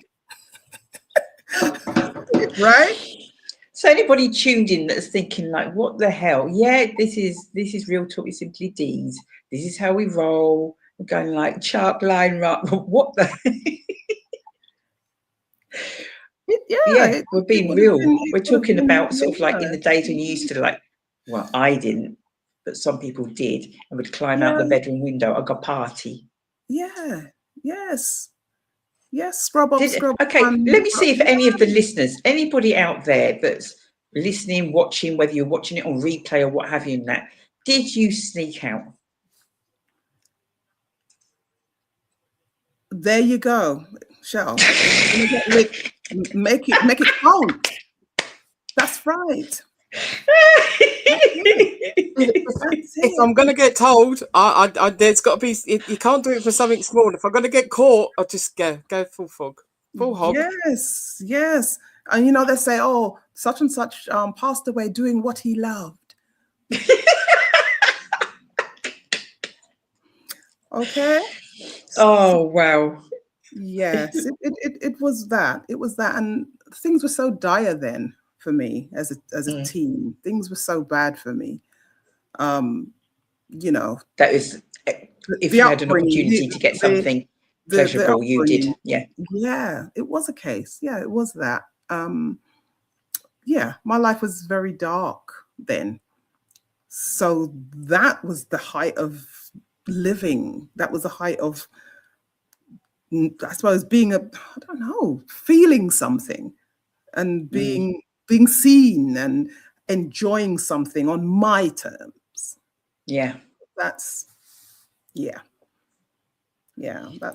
was that. But the 70s, growing up in the 70s, I mean, it was, I look back now, nostalgic. It was great. I wrote the poem, The 70s. Were you there? Come on. Yeah. The afros, the shirts with the big collars, the flares, the posters I had on my bedroom wall, the ones I was allowed to have. We ain't getting no poster on the bedroom wall, even that. I was allowed to have a Jackson 5. I had the Jackson 5. Lucky you. Yeah, Jerome was my favorite then. Just letting him know. Yeah, at the time. And then you're dancing, and yeah, sadly, you're dancing to Gary Glitter. You want to be in my gang, all of that. Yeah, but Susie Quattro, oh my goodness, I remember seeing her on Top of the Pops. I'm thinking women can do that as well. Yeah. Rock and roll like that. She's got the leathers on. I'm like, down at, and she's singing, down at the devil gets drive. I'm thinking, why? What? I want to be Susie Quattro. Oh, wow. I loved it. Top of the Pops was the highlight for me. Sitting there looking at these people performing. I can't remember how old we were before we were even allowed to watch Top of the Pops. I'm not even joking. What? Michael Jackson singing Rockin' Robin. There's me with my 11-year-old self, my Oxford bag trousers and a tank top and whatnot. And I'm there. Listen, it was very different then. It was very different. And then you got the Bee Gees with their tight trousers. And then you had the Lovers Rock. Yeah, and then you had your sneaky Mills and Boone books. Then we hide. I know, yeah. Oh, Vivi, stop. Oh. We're gonna do. It'd be nice to do a nostalgic memory lane down memory. Yeah, sort of like show and just like be able to talk about just so many different things, and it's only purely just due to time constraints. So I know we're in January, well, 13th already of January, but Yeah. you go on blink and then it's going to be March. What's happening in March, Vivi? Well, right. So March the 28th, the Saturday, March the 28th, we're doing the final Fibroid Hysterectomy and Beyond in-person conference. Did you say this is the 4th year? Yes. That's unbelievable. Yes. This is the 4th year. Absolutely unbelievable. And Yes. all being well, this is my 3rd year of hosting, and I cannot even explain. If you've not been, it's very hard to explain to you, because in your head, you're thinking conference, like how. I don't know. Have we got clips? Have you got clips or anything that not now, but a lovely flyer that I'm going to okay. put up. I don't know if anyone can see it. This is the flyer that I created. Yeah, and I'm a dab hand at Canva. I use Canva. So the template has kind of been this each year. This was last year's, and we had some amazing speakers, absolutely brilliant people who volunteered their time and their expertise to support women and some men who attended. Yes. To give information. Remember, my aim of starting this was to start a conversation. Lifting the lid was my mantra at the time. We need to lift the lid on fibroids. No one's talking about it. We're 3 times, people that look like you and I are over 3 times more likely to develop them. But it's just like everyone's suffering in their silos and suffering in silence. And where the things that's happening, the presentation, the physiological changes happening to our bodies, no one's really talking about it openly.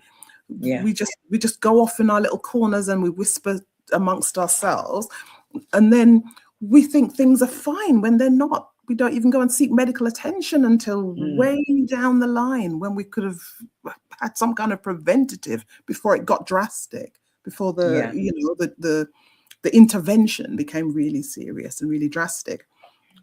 And there's me with my science background, walking around with symptoms, terrible symptoms, for years, until things came to a head and I had to go and seek medical help. But I thought getting a big stomach was just part of aging, right? So we really, really needed to have a space, have a dialogue, to start a conversation, a public conversation. Menopause was already being spoken about. Yeah. And endometriosis was being spoken about. But fibroids was still the thing. Well, everyone knows someone with fibroids, who had fibroids, who were, undergoing symptoms or showing symptoms of having fibroids, and just putting up with it all, putting up with it. And we may have known someone who had an operation. Oh yeah, she had the op. She had a hysterectomy, or she had it all taken out. That was don't say the words. Yeah. Yes, we dare not say the word. And we didn't talk about heavy bleeding, heavy period bleeding. What? No, we're not. No one's telling us that you may need to be walking with all these extra paraphernalia, change of clothes. Every time you get up, you have to check where you've been, and the incontinence and all of that stuff. We kept it all to ourselves. And I thought, you know what? I'd kept a journal when I was going through my journey. I'd kept a journal, as some of you listening may already know. And I found it, that was years ago, and I found it in 2021, 22, and I decided I would publish it. I thought, well, this might be of use to anyone. I didn't want to make no fanfare. I just wanted to make it available. So I self-published it. And from there, I remember speaking to you, Dee, and you saying, well, you really do need to have a launch. And I was saying, well, I kind of ummed and ahed about having a launch. And then we had the launch and people came, and it was just like, oh, right, okay. Everyone had a copy of the book. And then it was a case of, well, what now? What's the next thing? And I went to bed that night and I woke up the next morning. I said, we need to have a conference. We need to get this out there. Yes, people are treat it like a taboo subject, and people are stigmatized and so on and embarrassed. But no, we're going to make it public. And I thought, let's do a conference. And then the voice said in my head, make it annual. Make it annual. Come right out from the bat. It's annual. Yeah. And here we are. This is going to be the 4th one. The aims of the conference, I believe, has now been met. The initial aims to get people in safe spaces, in a public safe space, to talk and to share. Because when we were all keeping quiet, no one knew about disparities, because we wouldn't be talking about anything. So how would I know that I'm not getting what I'm supposed to be getting? How do I know that my treatment is equitable or fair? Because we're not speaking about it. Yeah. So here we are. This year will be the 4th final year, in-person one. What would be great is if some of you who've attended in the past, it'd be great if you would, to come again for this one and maybe share, give us an update, because maybe you'd come before because you wanted to meet a surgeon and speak directly to a surgeon and ask questions of a surgeon where you wouldn't have had the opportunity before, but because they don't have time. Maybe you see someone when you're going to sign those horrible, scary papers before your operation, and maybe your doctor might be kindly and answered all your questions, or maybe the nurse who was doing your weight and checking your urine sample and your BP, and that might have given you information and had time to kind of, and show you some kind of empathy. But a lot of the time, that's not there. That's not there. And people have said they've come to the conference, didn't know what to expect, and people have come to the conference and said, well, I just really wanted to sit quietly and listen and just get information and to enable me to make a decision, because people were coming, they were saying, well, look, I've been offered a myomectomy, I've been offered hysterectomy as a first port of call. And one of our surgeons, I saw them at another event, and the question was, do you really need a hysterectomy? Yeah. Right? So FAB, or fibroid hysterectomy and beyond, annual conference is not a promoter of hysterectomy. Just to make that clear to the listeners and viewers, we're not a promoter of hysterectomy, but there are women who end up opting for that choice, and they need information around it. And we're better to get that information from someone who people that are actually doing surgeries, right? And also who look like us. Don't get that, right? honestly, Because sometimes the trust element has gone because of the treatment, the inequities, the disparities. Sometimes the trust is just not there. And we'd rather women came forward, got credible information to make informed decisions about their health, about their bodies, right? Than languish at home, suffering in silence, with a stomach getting bigger and bigger and bigger, and all the other complications. Not only is it quality of life, but your life could be on the line. Right? I'm mindful, sorry, V, I'm mindful that time is like ticking on now. So the conference, is it just for women only, or is it? No, it's for men. Men can attend as well, because there are fathers, there are husbands, there are partners who want to come and find out more. How can they support? Who need to, don't they? Yeah. Support their partners, their wives, their daughters. They may need to come to find out and get information. How, and just to hear more. One man said he never knew the impact of fibroids and the whole surgery thing, and post-surgery, pre-surgery, surgery and post-surgery, and the quality of life, how quality of life can be impacted. And definitely. Productivity. It's estimated that between 1 and 2 billion, right, in productivity loss. Wow. Happens annually, but it's an estimate. But they're saying with all the absenteeism, the GP appointment, the health costs, loss of productivity in the workplace, and so on, it could amount to between 1 and 2 billion pounds annually. Yeah, It's massive. lots of Absolutely time. massive. So here we are. So the aims of the conference, I believe, are finally being met. Now, I can't go away without mentioning the all-party parliamentary group who commissioned a report, Breaking the Silence, Fibroids, Black Women, Time for Change. I've got a copy of it here. So if Okay. you're looking for it, it's this. I know it's going to be in reverse when you're looking at it. But CAN, the Caribbean and African Health Network, commissioned this report. And it's groundbreaking because it's the first time that the politicians are looking at it, are looking at the subject matter, Wow. are looking at what's happening with us, how we present late, how, you know, the disparities around our care, not us not being believed. Yes, we're being diagnosed later. We're having, critical care. So many. Oh my gosh.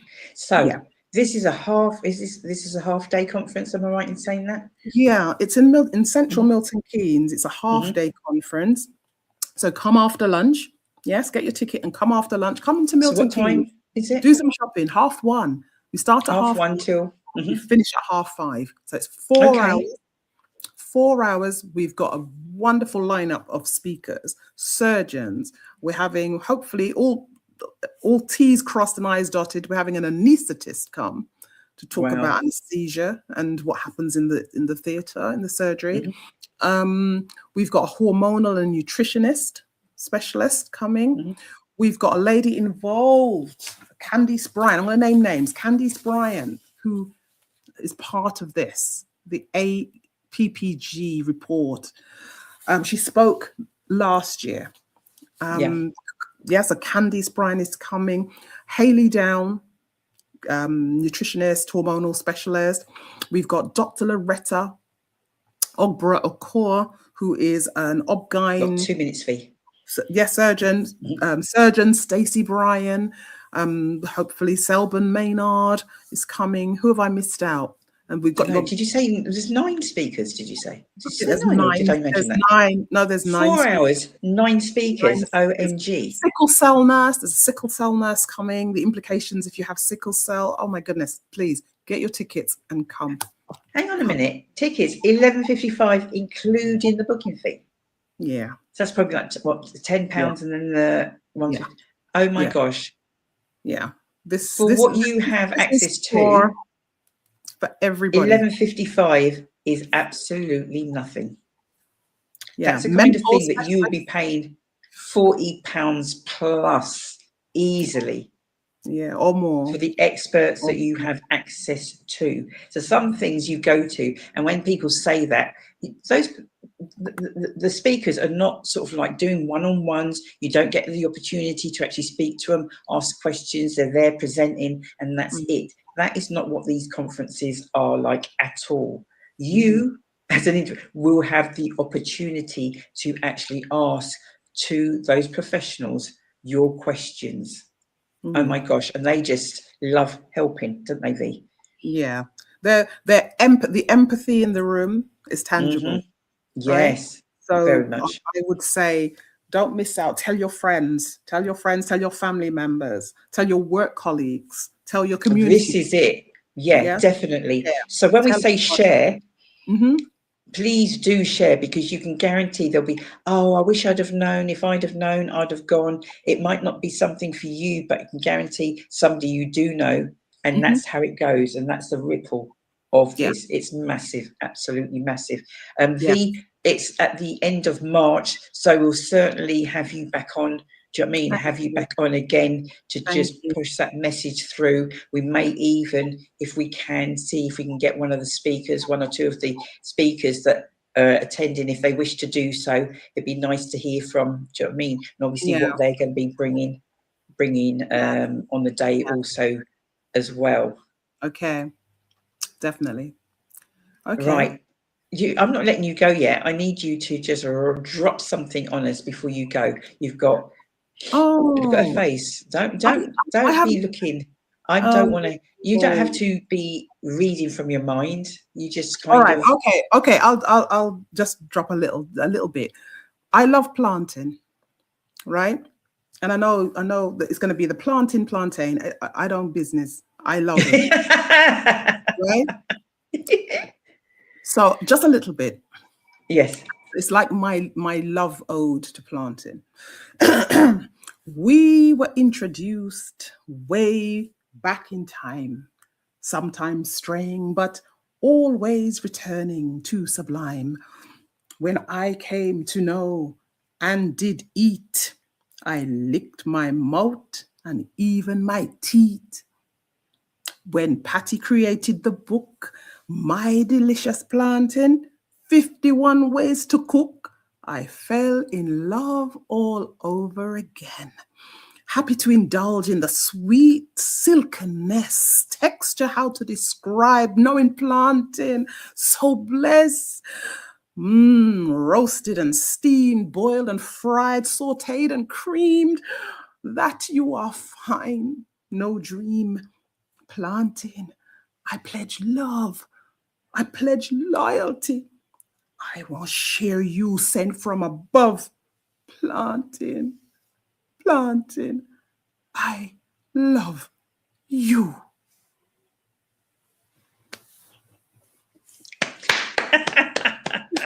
I've had that for so long. Oh my gosh, brilliant. Absolutely brilliant.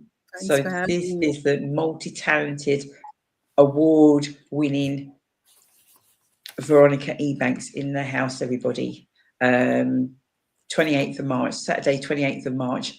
I have the honour and the pleasure of hosting this event once again. I don't know how we're going to manage.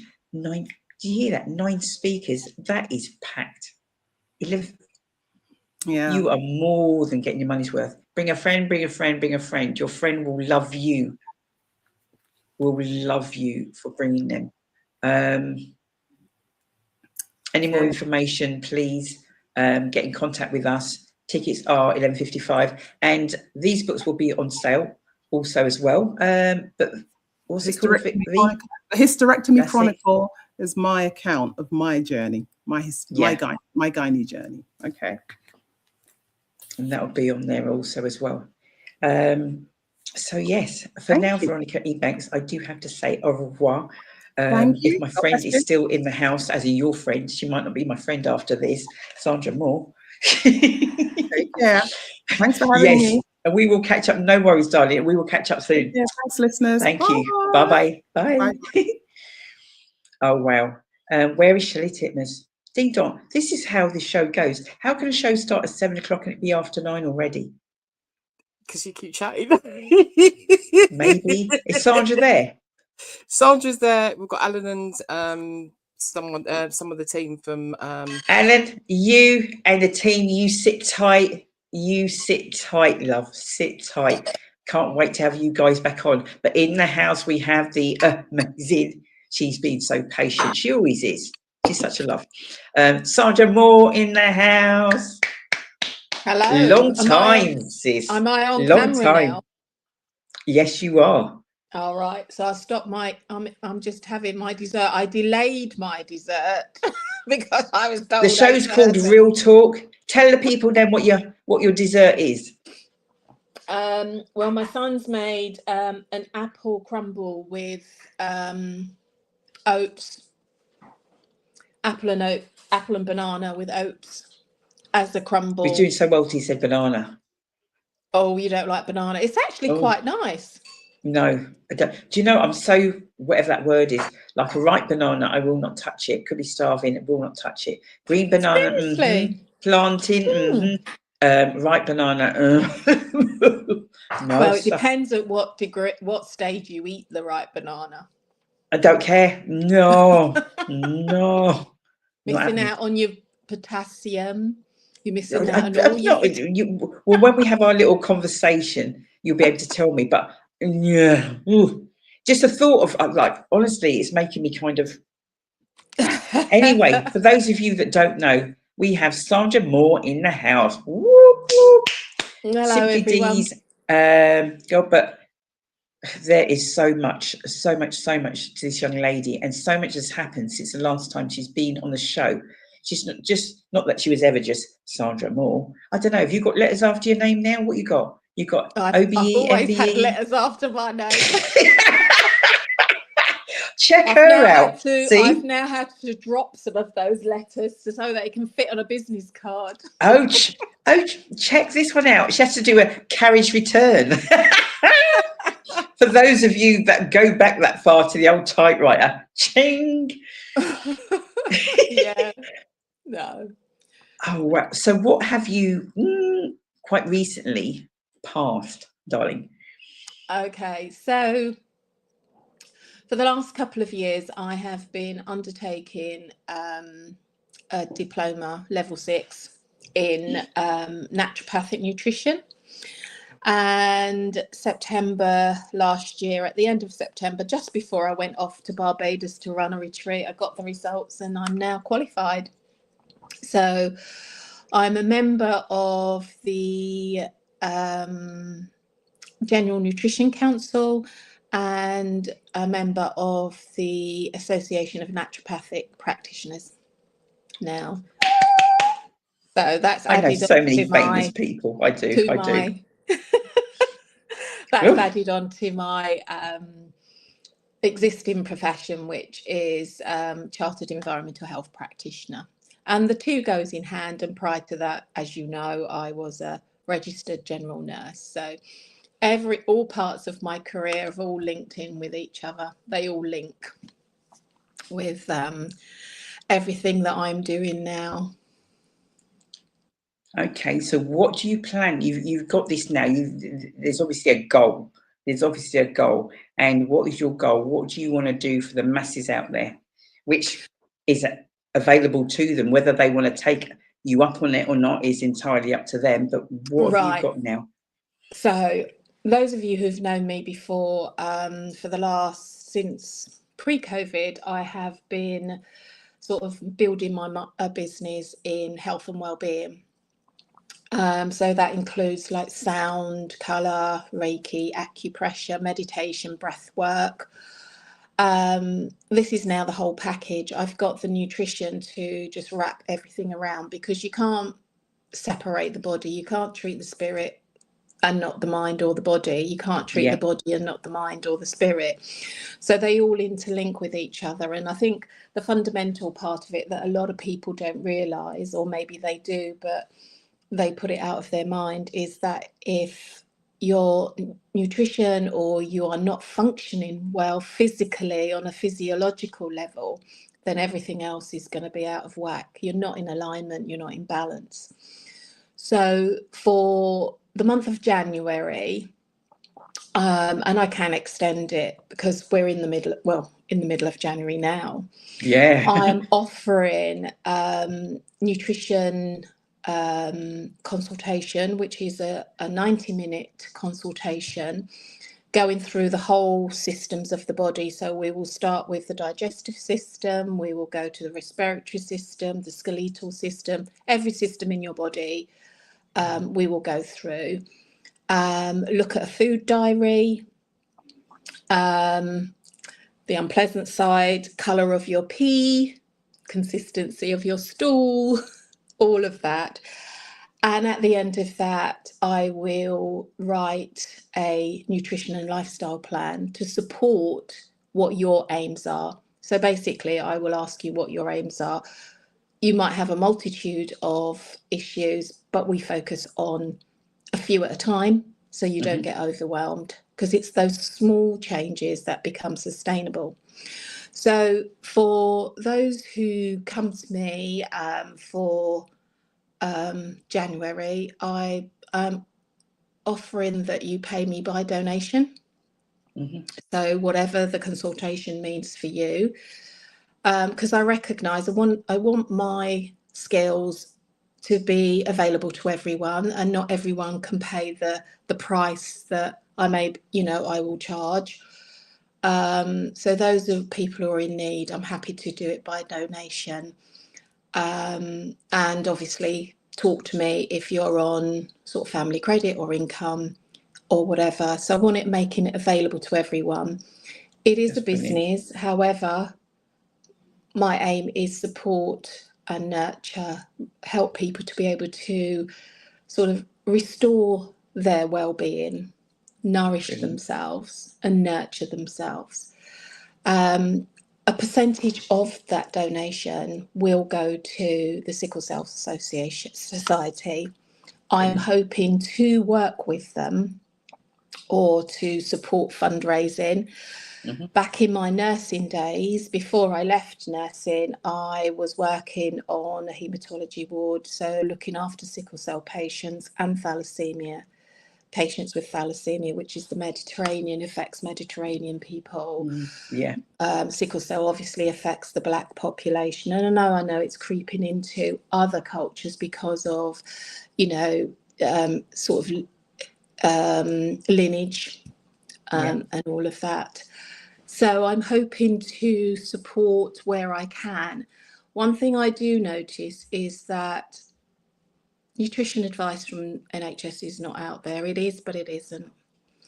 There is a friend of mine, her sister passed last year, and the nutrition plan that the NHS gave her, I was shocked. I mean, she had stage 4 ovarian cancer, and her recommended nutrition plan was things like breakfast cereals that was full of sugar, which, if someone's got a terminal disease like that, it loves sugar. It's going to feed on the sugar. The cancer cells are going to feed on the sugar. So I'm not quite sure why the NHS prescribed her that, but it's just to show that that knowledge isn't out there. It's very much, or it is out there, but people need choosing not to, and choosing, and people get confused. There is so much. Even, I look on Instagram, look at what they're telling, I'm thinking, that's not right. You shouldn't be saying that to people, and you just think people just need to go to where they can get the advice, and then they can make that choice for themselves. Do the research, Do the research. All through my course, it was research led. So for all my assignments, we had to use verified research. We had to compare and contrast, basically. And I hated that at school. And I didn't like it doing this, because you had to compare this with that research and come out with your own opinion and stuff like that. The research is out there, but people need to know where to find it. To know, And I want to be able to, within obviously reason, to support as many people, because that one small change could actually improve the quality of your life. And think, eating healthy, people see it as expensive. Yes, it is expensive, because it's a commercialism now. People see that people are going towards less processed foods. They want to eat more organic foods. So of course, the food industry are going to put the price up. But it's being able to discern about, okay, I cannot afford that, but I can afford this. So I want to be able to support in that way as well. And later in the year, I am going to be running a workshop where everyone brings ingredients. I was just going to say that, because we talked about that. Everyone brings ingredients. I taught them through what the nutrients are in there and how you can actually make some really good nutritious meals that is reasonably priced. So you don't have to be worrying about, oh my gosh, I can't afford that, because, Caribbean, West Indian, African, all love spices. The Asian community, they love spices, and it's the spices that you can use, that you can jazz up your meal, you can enhance the flavour, so it's teaching some people how to cook less salt, less sugar, correct fats, or the right fats to eat, and that stuff. Sounds fab. So it's educational. It isn't just about going, well, here's your diet plan, off you go. That donation as well, or you will have 2 follow-ups. So after 4 weeks, follow up for 45 minutes, see how you're going. Might have to do some adjustments. And then 4 weeks after that, 4 to 6 weeks after that, we'll do another follow-up to see what's working, what isn't, and then maybe tweak it. And then, you know, if someone wants me to stay working for them, then I can, work with them over the year. They decide how long they want to choose. I don't want it, you know, I don't want my services to be prohibitive to people who actually really, really needs it. So, yeah. To have that skill set and to go through what you've gone through, it's something where you could just be off and it's like, right, I've got my certificate now with my letters after my name and be whacking out that price, whatever it might be. Yeah. And you totally kind of like, right, I've got it. Now I want to help people to Exactly. achieve and to Exactly. it's amazing. Exactly. Well done. And people will take advantage of it. But, you know, for those who can afford it, then, you know, I've got to earn a living as well. So that's fine. But, you know, I want to help. And maybe every year in January, I will just have that offer, that offer on to say, pay me by donation. But if someone's got special circumstances or special needs, etc., you know, then I'm happy to support them, you know, as long as people don't cross a boundary and don't take advantage. Yeah. Because, you know, it's about mutual respect mutual respect for each other. The other thing I have in the pipeline is, so that's working with individuals. I'm developing a corporate program for senior leaders.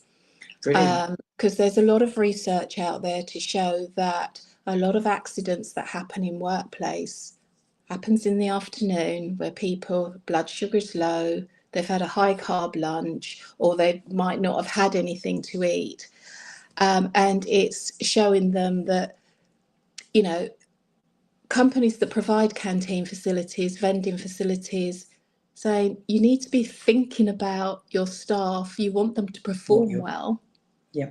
You need to feed them well. Because we look after a number of clients that actually do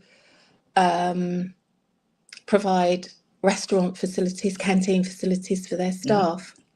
And when you canteen, it's a heart attack, it's diabetes, you know. So it's getting that message out there that the crux of people performing, for them to cut their insurance because they might be, you know, having to pay out for accidents, or people just leaving all the time, or not, high absenteeism. That's very common nowadays. People are not going to work. People don't want to go to work. And it isn't always because they don't feel well.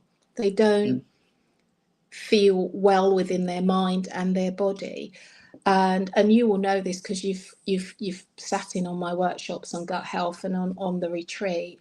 The gut is the most important you know, system in the body, because if it's not functioning right, nothing else is going to be functioning. So it's working with people to you know, to heal their gut. Basically, there's a lot of hype, commercialism out there. You know, all these, we talk about ultra processed foods, and it makes me laugh when all these top scientists or whoever comes out with these ultra processed 30 a day seeds that you add to your food, thinking you're just telling people it's ultra processed.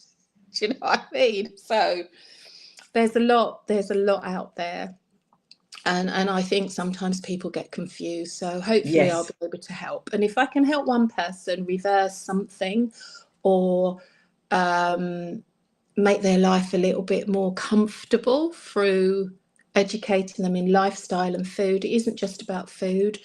Those of you who know me know I, as I said before, do breath work and meditation, but that's all part of the package. That's all part of, I'll be guiding, etc. People. Sorry? You don't get opportunities and things like on other people's shows and that. Yeah, don't get me wrong, very good. They ain't nothing like this show. No. Nothing like this show. We're starting the year with intention. Do you hear that? I've already got my name down. Yeah. And I'll be linking up with Sandra shortly. So I'm going to start all of that. And if there's any of you out there, please don't bother say like, oh, you snooze, you're going to lose. Don't say, oh, I'll contact her next week. If you're going to do it, you do it now. Yeah. Yeah. Just have a chat. Just have a chat. Yeah, You know, you conversation. might not want to work with me because you think, oh, well, you know, it's whatever. But there's nothing harmful in having a chat. You know, to just, even if I can't help you or you don't feel you can work with me, and equally I might not want to work with you because Yeah, you didn't think about that. She hasn't blown me out you know, quite yet. because you know, you might the person might not be heeding the advice, etc. And I've obviously formed new connections with other nutritionists now. And one lady actually said they charge, nutritionists can charge what they like. There isn't like a band that you have to charge. And she turned this woman away because she wasn't doing any of the stuff that she was saying. And although she was paying her, she just said, I had to say to her, look, you're not listening. I can't keep taking your money. And I was like, hats off to you, lady. Do you know what I mean? Because there are those out there that will just keep taking the money. But I just thought that is good integrity. And and I just thought, yeah, I want to be like that. You know. Check you out. Do you see that message there from Veronica Ebanks? Well done. Oh, thank you, V. Yeah. So yeah, there's you lots. See that message? There is, what's that? Who's hiding the Coke Zero? That's Shelley. Shelley, we need to talk. Look, here she goes. It's like a genie. Look. We need to talk, Shelley. Yeah. We said that on Mondays is, they call it, but obviously people call it different things, Blue Monday. Oh yes, Blue Monday, because it's after Christmas that people get and really... all that sort of stuff. So we said that because we normally have our Zoom on Thursday, second Thursday of the month, but we're actually going to have it next Monday. We're going to call it something else. Don't know what yet, but we're going to call it something else, and we're just going to do a little check-in next Monday. So we'll be putting that out there. Sandra Moore, not due to your fault, but all your information, I saw it on a ticker somewhere. Did I see, Shelley? But how to contact Sandra, Rejuvenated Soul, is that There's right? website, it's rejuvenatedsoul.co.uk, it's in the process. I've sent the information over to the person that helps me look after my website, so all of this will be going on there. Brilliant. There's all the other services that I do is on there. So yeah. Okay. Yeah. Splendid. Sandra Moore, thank you so much. I see her all the time. I see this one all the time, kind of all the time anyway. I'm so blessed to have amazing friends that just blow me away every time I speak to them. It's not like, oh, I know. I'm like, I hear different things each time, and you always think to yourself, oh, I know somebody who could benefit from. I know. So that's what we do. We're here to support one another, and share that information. So Sandra, we will be catching up real soon, honey. And thank you so much. No, thank you for having me on the show. And thank you. You're doing so much for the community. So thank you. Yeah, no, thank you. Take care. Shelley, I'll talk to you later. That's it. You nailed her. Eating fruit, and I didn't have any fruit. Oh, little liar. Fruit. I am normally saying fruit. Oh, take care, ladies. I suggest you get your name on that list, girl. Yeah.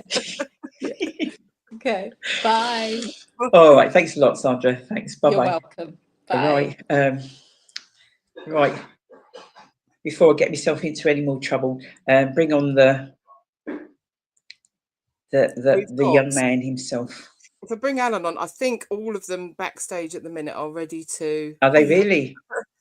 We've got Luton webpage, a Leslie Ann, and a Missy, yes, we know that one. And there's a Grace. Are they all yours, Alan?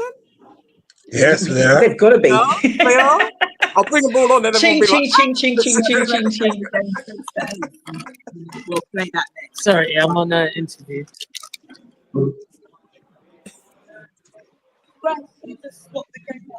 I'm on an interview. Greetings, Alan. Hi, hang on. I'm trying to. Okay, here I am. Am I alive? Oh, yeah, you are. Oh, yeah. Don't be worried about that. You sure are. Yes, so who's in with me? So I've got Grace. Grace is a local Lutonian. No way. What are you Grace doing Campbell. there? And I'm seeing Messiah. Hey. Hey, hey. Hi. Oh, my And gosh. Leslie. Hi, Misty. Hi. Greetings, everybody. Thank you for being so patient. That's why I had you on at the end, so I don't have to do a time thing. I don't have to do that. I ain't kicking anybody off. Wow. So, Mr. Charles, good evening. Good evening to you, and thanks for having me. How's it going? It's going well. It's going well. Preparation. It's going well. Is that all you're going to say? It's going well. Last time when I came to see you in Luton, it was sold out. Yes, but this time around, it's not selling out. I don't know if it's because Grace have joined the cast.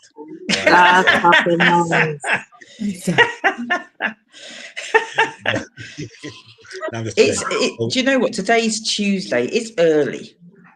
I hope so. I hope you guys are just playing with us and making us just late. Yeah. But do you mean just late? People are late. Grace knows that. Yeah. So we're black. We ain't using that as an excuse no more. Stop it. No. Stop it. So you are back. That's this Sunday. This is at the Library Theatre. That's Sunday, the 18th of January. Now, for those people, I don't know how they could have missed it last time round, but there are people that did. It's all good. It's all good. So, Alan, do you want to kind of just give us, without giving away too much, and then I'm going to have a chat, if it's okay, with the cast that are on the screen. So basically, the play is called Why Didn't I Get Married? And it's breaking and looking at the church and asking the question, should the black church be held accountable for the high levels of single black women in her midst? Because an accusation was leveled at the church by Dr. Umar Johnson, who states that the black church has a vested interest in keeping black women single because, one, black women earn more money than the black man, they're more educated than the black man, and so while they're single, they have more time and resources for the church. Once they become married, they have less time. And so the play kind of like plays around and asks that question and try to figure out if that is true or not. And also, another writer also said in the play that she's angry at the church because the church kind of fooled them, told them to become the Proverbs 31 wife, to get your education, get your job, get everything, and then your Boaz would come along. But Boaz hasn't turned up. But brokers have turned up. And so the woman then feel that the church hasn't done enough to bring more men into the church so that they can have husbands. But then again, is man shortage the only reason why you black women are not married? Or could it be that your bucket list is too long and your expectation and demands is too much that even Adam himself wasn't qualified? And he Objection, Your Honor. Object all you want. This is badgering the witness. Do you know what? When I saw, I can't remember when it was. Was it September? Did you say September? September, yeah, the 14th was. It's one of those, like, you laugh so much, but then the next minute you're crying, and the next minute you're going like, but weird, and then the next minute you're like, and it's just everything mixed in. Brilliant. There's something for everyone. It's an honest exploration of the realities that we go through. And it doesn't just affect the women, it also affects the men. If you're a single man in the church, people want to question your sexuality. And then if you're a married man in the church and you've got all these single women around you, the temptation, the choice, you know, the poor married men, them, we're under stress, man. You must tap it. Oh, you're so funny. You're so funny. Can I go to, I'm going to come back to you, Alan. Can I go to the newcomer in the house, Gracie? Hi, how you doing? Greetings, Happy young New lady. Year to everyone. And to you too, my love, and to you too. So, hey, new girl on the block. So who are you playing? And I'm tell me playing just Donna. a tiny little bit about your character, if you can. I played Donna. And I'm trying to think without giving a lot of things away. I'm hurt. You what? Yeah. I got hurt Oh, okay. by the man's them in our church. Well, not man's them, one particular man. That's all I'm giving away. That's what I like. Just, do you know what I mean? Not too much to say. Just my name is, and that's good my name enough. is Donna, and I got hurt by a man in church. For those that didn't hear, thank you so much. Minash, no more, because you might give away more than you want to. I think the other two ladies that were on screen, were you on before? On before? On the show. I think so. Yeah, I don't know. Were they? Yes. Not the Luton one. Missy wasn't. Okay. Miss I. Grace, you know me, you know. You know me longer than everybody here. You call me Miss. I still get it wrong. Not everybody, Miss but I. Alan. Miss I. Longer. Right. Can you tell the masses your character and whatever little bit you want to sort of say about your character? Can I just do a piece of do you want me to do a piece from the play? If you're allowed to, yeah. So I'm H.J. Harrison, and I am representing a group of single Black Christian women, 7 so far and growing. We are building a class action lawsuit against the church on behalf of the single Black Christian women for church hurt, emotional, psychological trauma brought on by involuntary singlehood. We believe the church has a case to answer to for the high percentage of single Black Christian women in the church. We further assert that the church has failed in its duty to provide sufficient and suitable men for our women for life partners. That is my character in a nutshell. Oh, I remember it. Excellent. Okay, and because the writing on the screen is so small, I can't even read the name of the last lady. What's it say? I can't remember. What's your name? Sorry. Miss I. Sorry, Leslie Ann. No.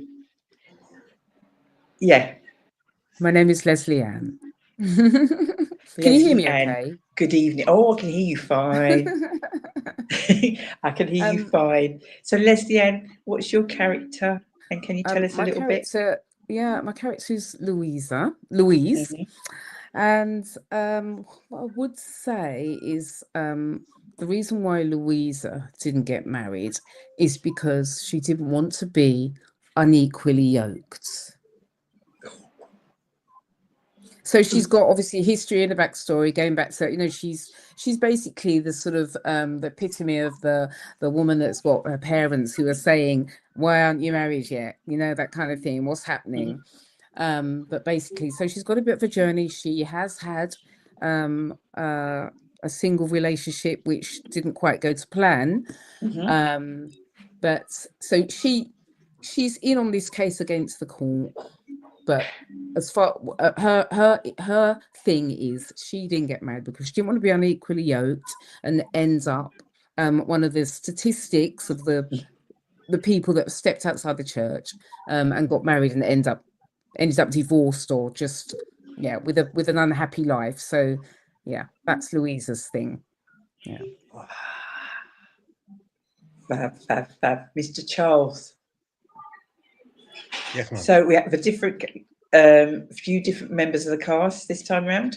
Yeah, because we've got a Birmingham cast and a London-based cast, and so last time around the Birmingham guys did the Luton leg, but this time around the Southerners are going to do the Luton leg. So you got Messiah, and you got Leslie, and then you got Grace now. So last time around, you guys saw the Birmingham cast, the Brummies, and now we got the Southerners. Excellent. So I think was it Trinidad you went to? Yes, was it Trinidad? Yeah. That's right. Okay, and how did that go? That went very well. Messiah came along as well.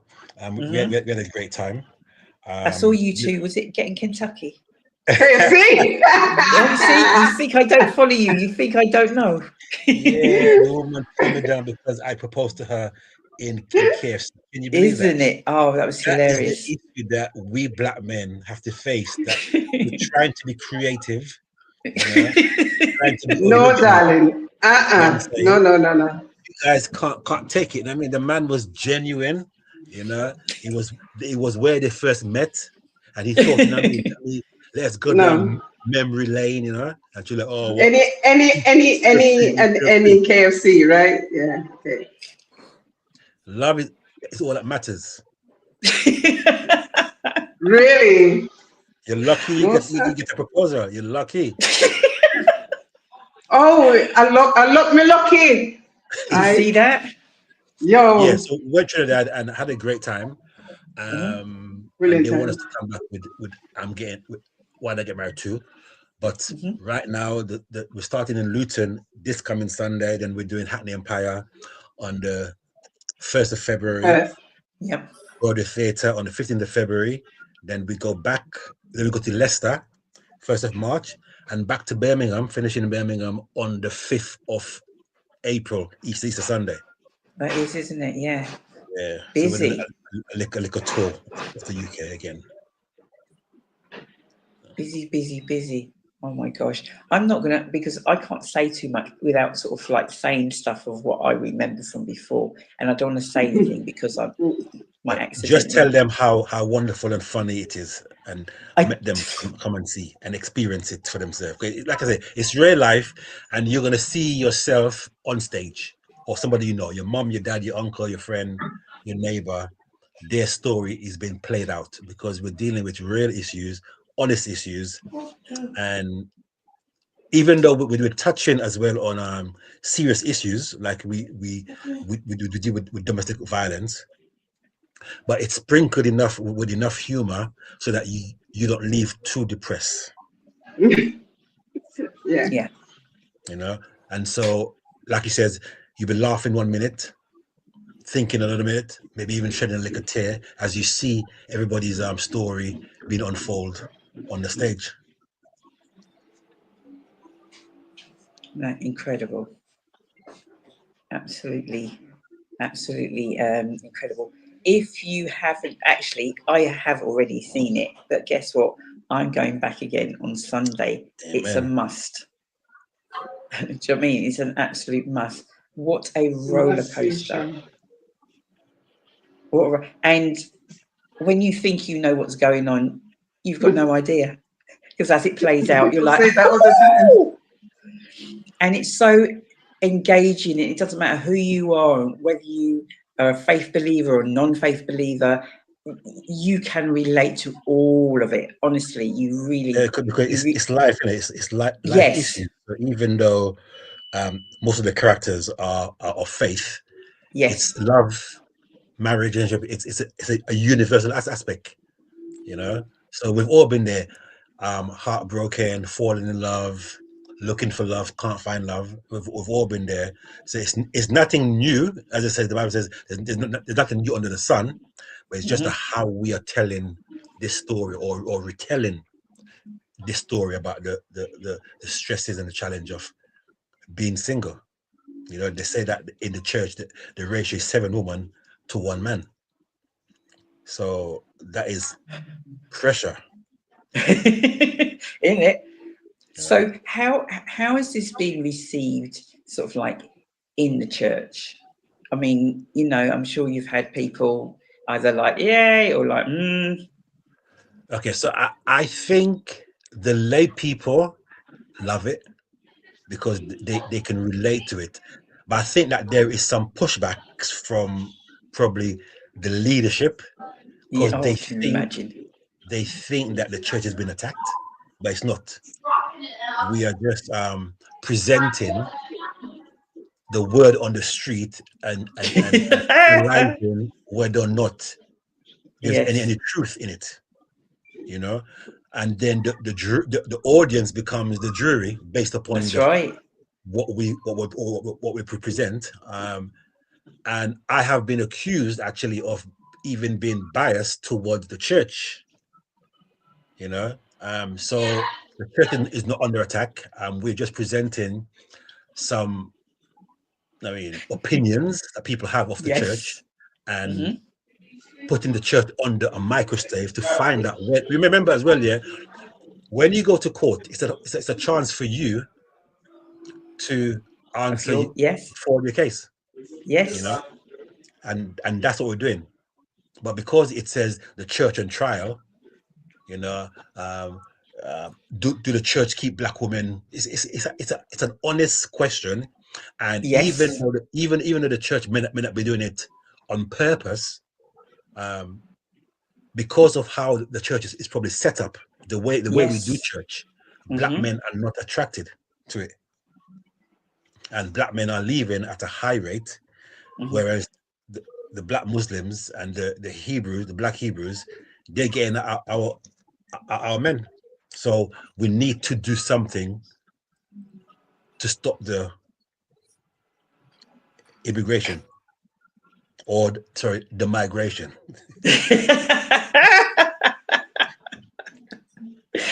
Oh my God. Do you actually ever play a part in any of your plays? No. Okay, just asking. Every now and again, depending on the part, I might do a spoken word piece as a cameo role. And at once, when one of the guys couldn't make it, I had to jump in as an honest study. But no, I'm not an actor. I leave that to these guys to It's sorry, mate, but you've already proven that with the KFC adverts. Let me tell you something now. Seriously, I'd be paid money just to see that little clip. Yeah. I was like, that was so funny. You two are so funny, honestly. So funny. Thank you. Oh my gosh. What else do you want to add? What else do you want to add before I let you guys go? I'm gonna let's sort of with the local girl. Sell it to them. Gracie. Tell the people them. Who, me? Yes, you. Tell the people them why they should come. I think you should come. Tell them why they should come. I think you should come because to come and support your own people at this theatre is very rare. You get that opportunity to watch live and a good writer and director and actors execute one of his plays. And Luton needs it. Yeah. Because, you know, we go to too many funerals and we now go any social thing. So it's time to come out and come and join with your friends, your family, and come and support this young man. Well, he's old now, but support Alan Charles with this production. It will be great. It's great for Luton as well, and to just bring us all out on the night. And plus, I'm going to be in it. See it there? One of your very own.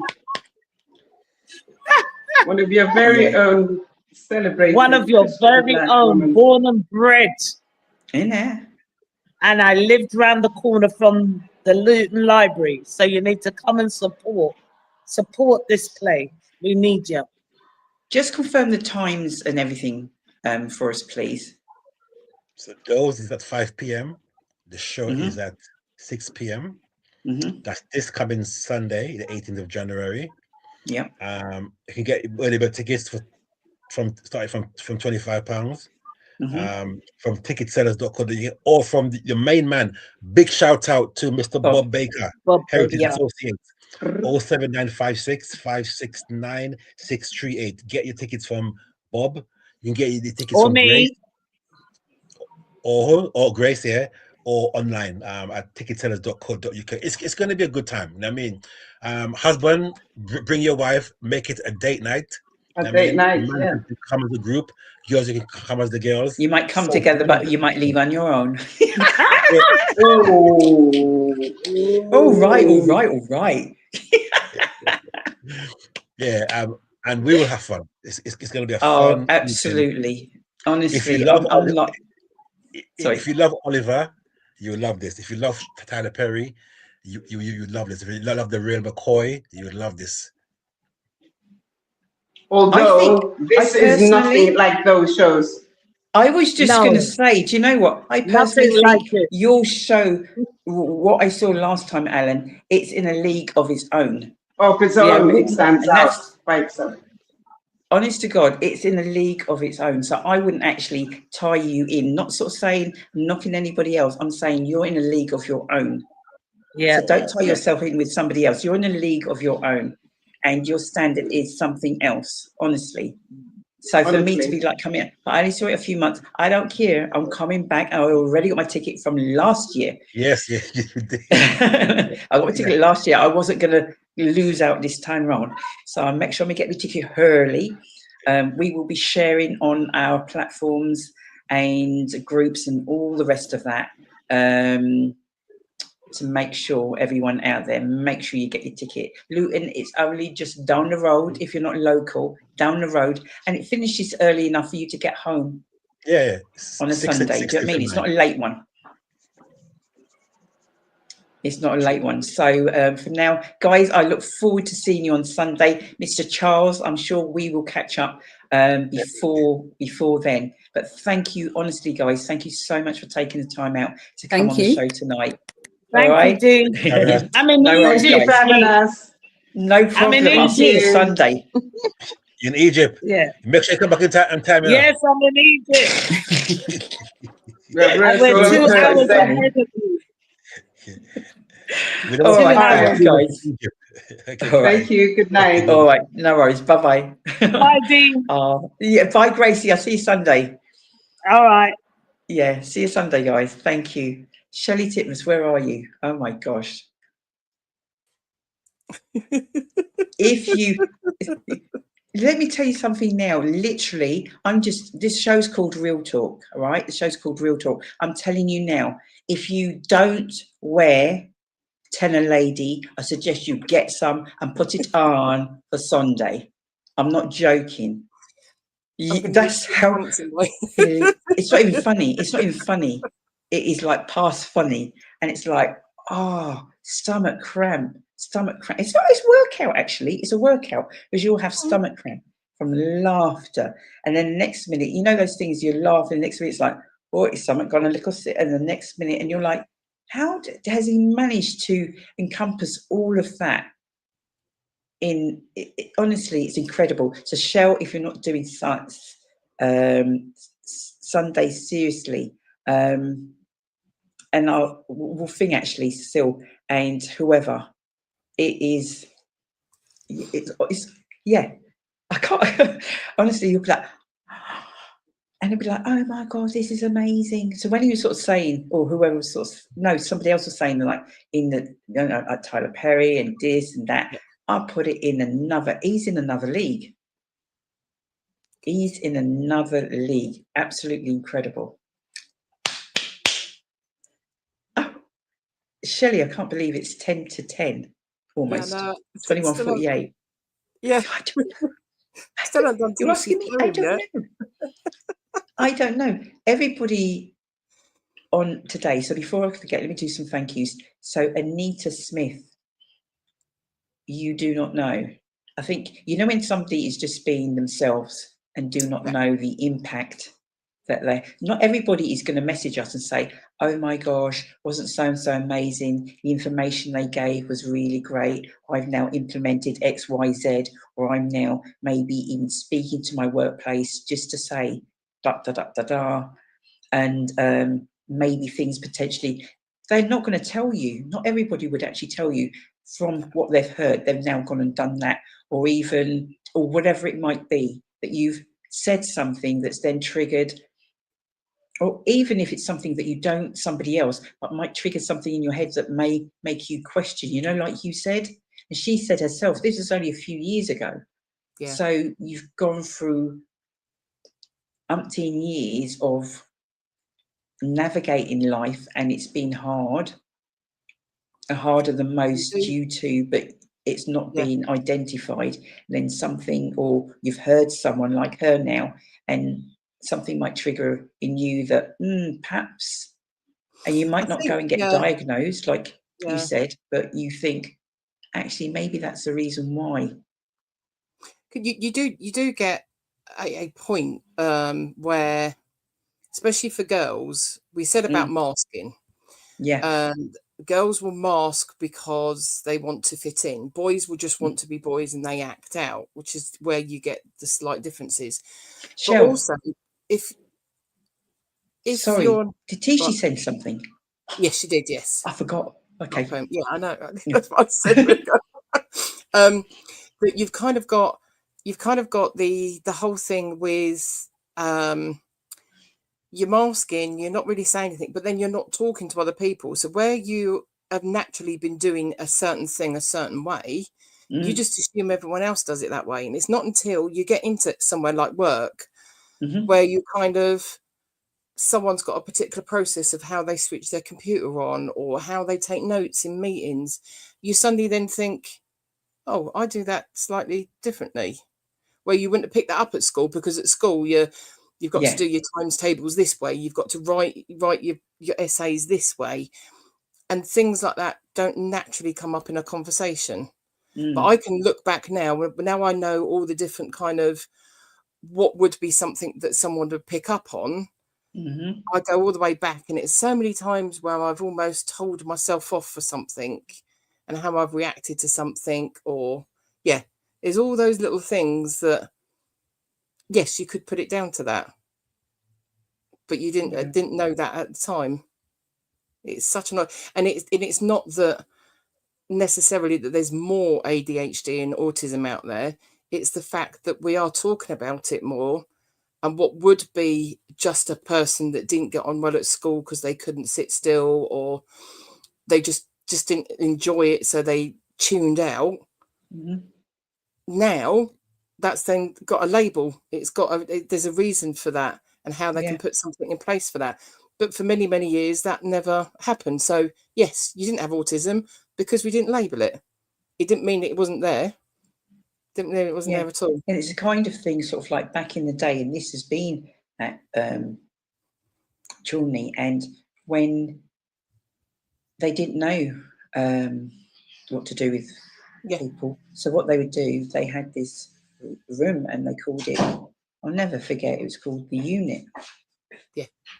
It literally was called the unit. And so whether they be autistic, ADHD, or I don't know, it could be a hearing problem, it could be anything and everything, everybody that wasn't deemed as what's norm. Because you've got teachers' assistants now. Teachers' assistants will sit next to a child. That child can do perfectly well in school now, but it just needs someone to sat there and say, yeah, that's fine, but or explain, I want to come back to it. Or you explain things in a different way. Autism and ADHD, it's more of a visual thing. Like, I've forgotten her name. Any? No. Who we that's talked about autism and ADHD before. That says about learning and bits. Olive. That it's the visual thing. You'll learn more by the visual thing. Like, show me how to do it, I might pick it up better than actually reading the instructions and things. It's Mhm. yeah, there's so many different things like that it's just whatever then's going to help you get it into your brain and remember. When I look back now, yeah. we were separated. It was a big thing. We were separated from these the other young people in the unit. And because we were separated, the way it was sort of like back then, it was like we were actually scared of them. Yeah. We're like, oh, they're in the unit and there's something wrong with them. And so, you know, there was no interaction, there was no kind of mixing. It was like a case of bit them and us. And that way then, in your mind, anybody that was slightly different to the norm, that meant that they were problematic. And that is not the case, as we know, at all. But that was the way that sort of like me coming up through like the high school, that's how they had that. And some people still have that mindset, you know that. Because we had a deaf unit in our high school, but they were integrated in with us as well. So they would come in different situations. So you would learn a little bit of sign language. So exactly. In any other situation, you might say the them and us, and exactly the same where it comes to people's cultures and religions now. Because you don't understand it, you're frightened of it. And that's where it then turns and then becomes the hate crimes and the nastiness and the voice, the different names that are then coming out. Because you don't understand it, you react to it. So you either stay well clear of it because you don't know, or you actually which is it's not nice. It's not nice at all. Yeah. Oh wow, so much. You're going to do Tishi's whatever she's made. I've got Tishi's poem. Sent you. Yep. And it's about New Year, so it's a good to round up on. I'll tell Tishi afterwards, but there's something she's written in here that's what I'm doing tomorrow that just made me laugh. New Year, it's called. It's a new year and it's time for a fresh start. It's a new year and it's time for new goals. To achieve your dreams, it's a new year, so it's time for a change.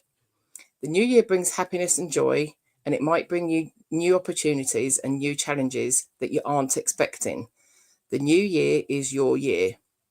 New year is here to follow your heart and your instincts. New year set new outlook on life and a new year to give yourself more grace this year than you did last year. This is a new year, so go on adventures and make new memories. This is a new year. You will have highs and lows, but you will grow and learn more. This is a new year, so embrace the ride. Well done, Tishi Thomas. Really good at these poems. I'm going to be embracing the ride tomorrow, and I will post photos if I've done it. Okay, so I've just caught the tail end of what this lady's just said. So rewind it and drop it to the people. So I wasn't going to say, but I might as well say it. I'm not very good with heights at all. I'm talking at all. I've done the London Eye a few times, and I've been okay-ish. But for my 50th, I always wanted to do one of the tall buildings in London. Just go up onto their viewing platform. And I've booked to go on one of those viewing platform, so it's enclosed inside the building, but it is all glass around me. So I'm doing that tomorrow afternoon. It's a few years after my 50th now, but yes, that is what I'm going to do. I'm determined to do it, even if I come out the lift and I hug the wall as I go round and go nowhere near the glass. But no, it's something that I'm no good with heights, and I know the reasons why I'm no good with heights, but I don't want it to ever stop me. It's just something I was always fascinated by. And I wanted to do the London Eye because I just wanted to go up and go around it. And but this is a lot taller than that. But yes, that is what I am doing. Well done. And as I've said that now out loud, I've got to do it. That means it's real. It's real. So yeah, definitely, whether you do lives or whether you do an update on a Simply Deez or your page or whatever, and that'd be great. Wouldn't it be like live reporter out in the house? You won't be able to see anything because my camera will be doing this and I'll be crying my eyes out. That's what makes good viewing. We need our Yeah. figures going up. I don't think they've got a live camera feed or anything from up there, so we're right. Yeah, if you see the local London news, like woman loses the plot at the top of a building. We're going like Shelley. So it's our shell. No worries. Oh my gosh. 21:59. I think we've done amazingly well today. Yes.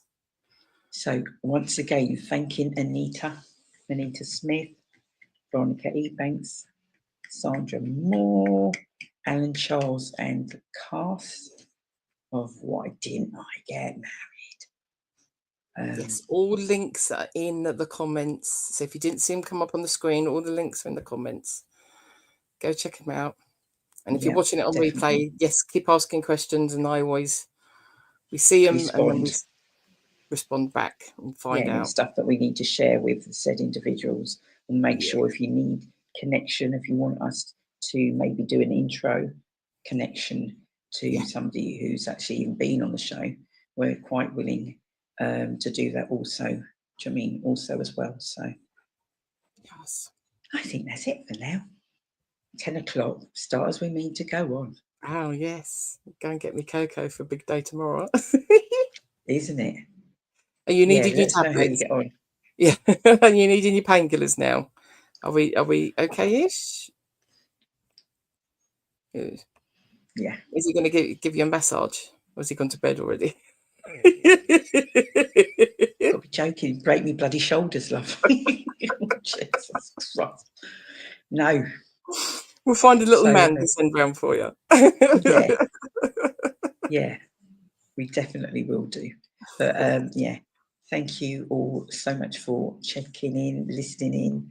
And as Shelley said, please drop your comments in the chat and we will respond back and help us help you by sharing. Yes. Okay, we will see you February. And also, Shell, we're going to do, I don't know what we're going to call it. Have you thought of a name? Well, I've kind of put something at the minute in on Facebook, just so I've got a Zoom link in there. And all I did was I just called it, I forgot what I called it, and I've only just done it. The Simply Deez Events Community Boost for Blue Monday. That's a working title that would be changed by the time we get round to Monday. Yeah, but it's just it's a new year. It's just a check in, catch up, just pop in. Bye. Doing okay. New Year's Middle of eating your dinner, doesn't matter. No. Yeah, eating your dinner. Ordering your Chinese. You're just letting them know it's not about how you look, what you're wearing. It's just, life's short. Let's just check in and just support. And as we sort of say, where you can. Doesn't mean you've got to do anything. It's just where you can. And you saying hi, maybe just what somebody needs on that given day. So, Yes. Right, we are over and out for now, and we will see you real soon. See you Monday. Bye. Bye.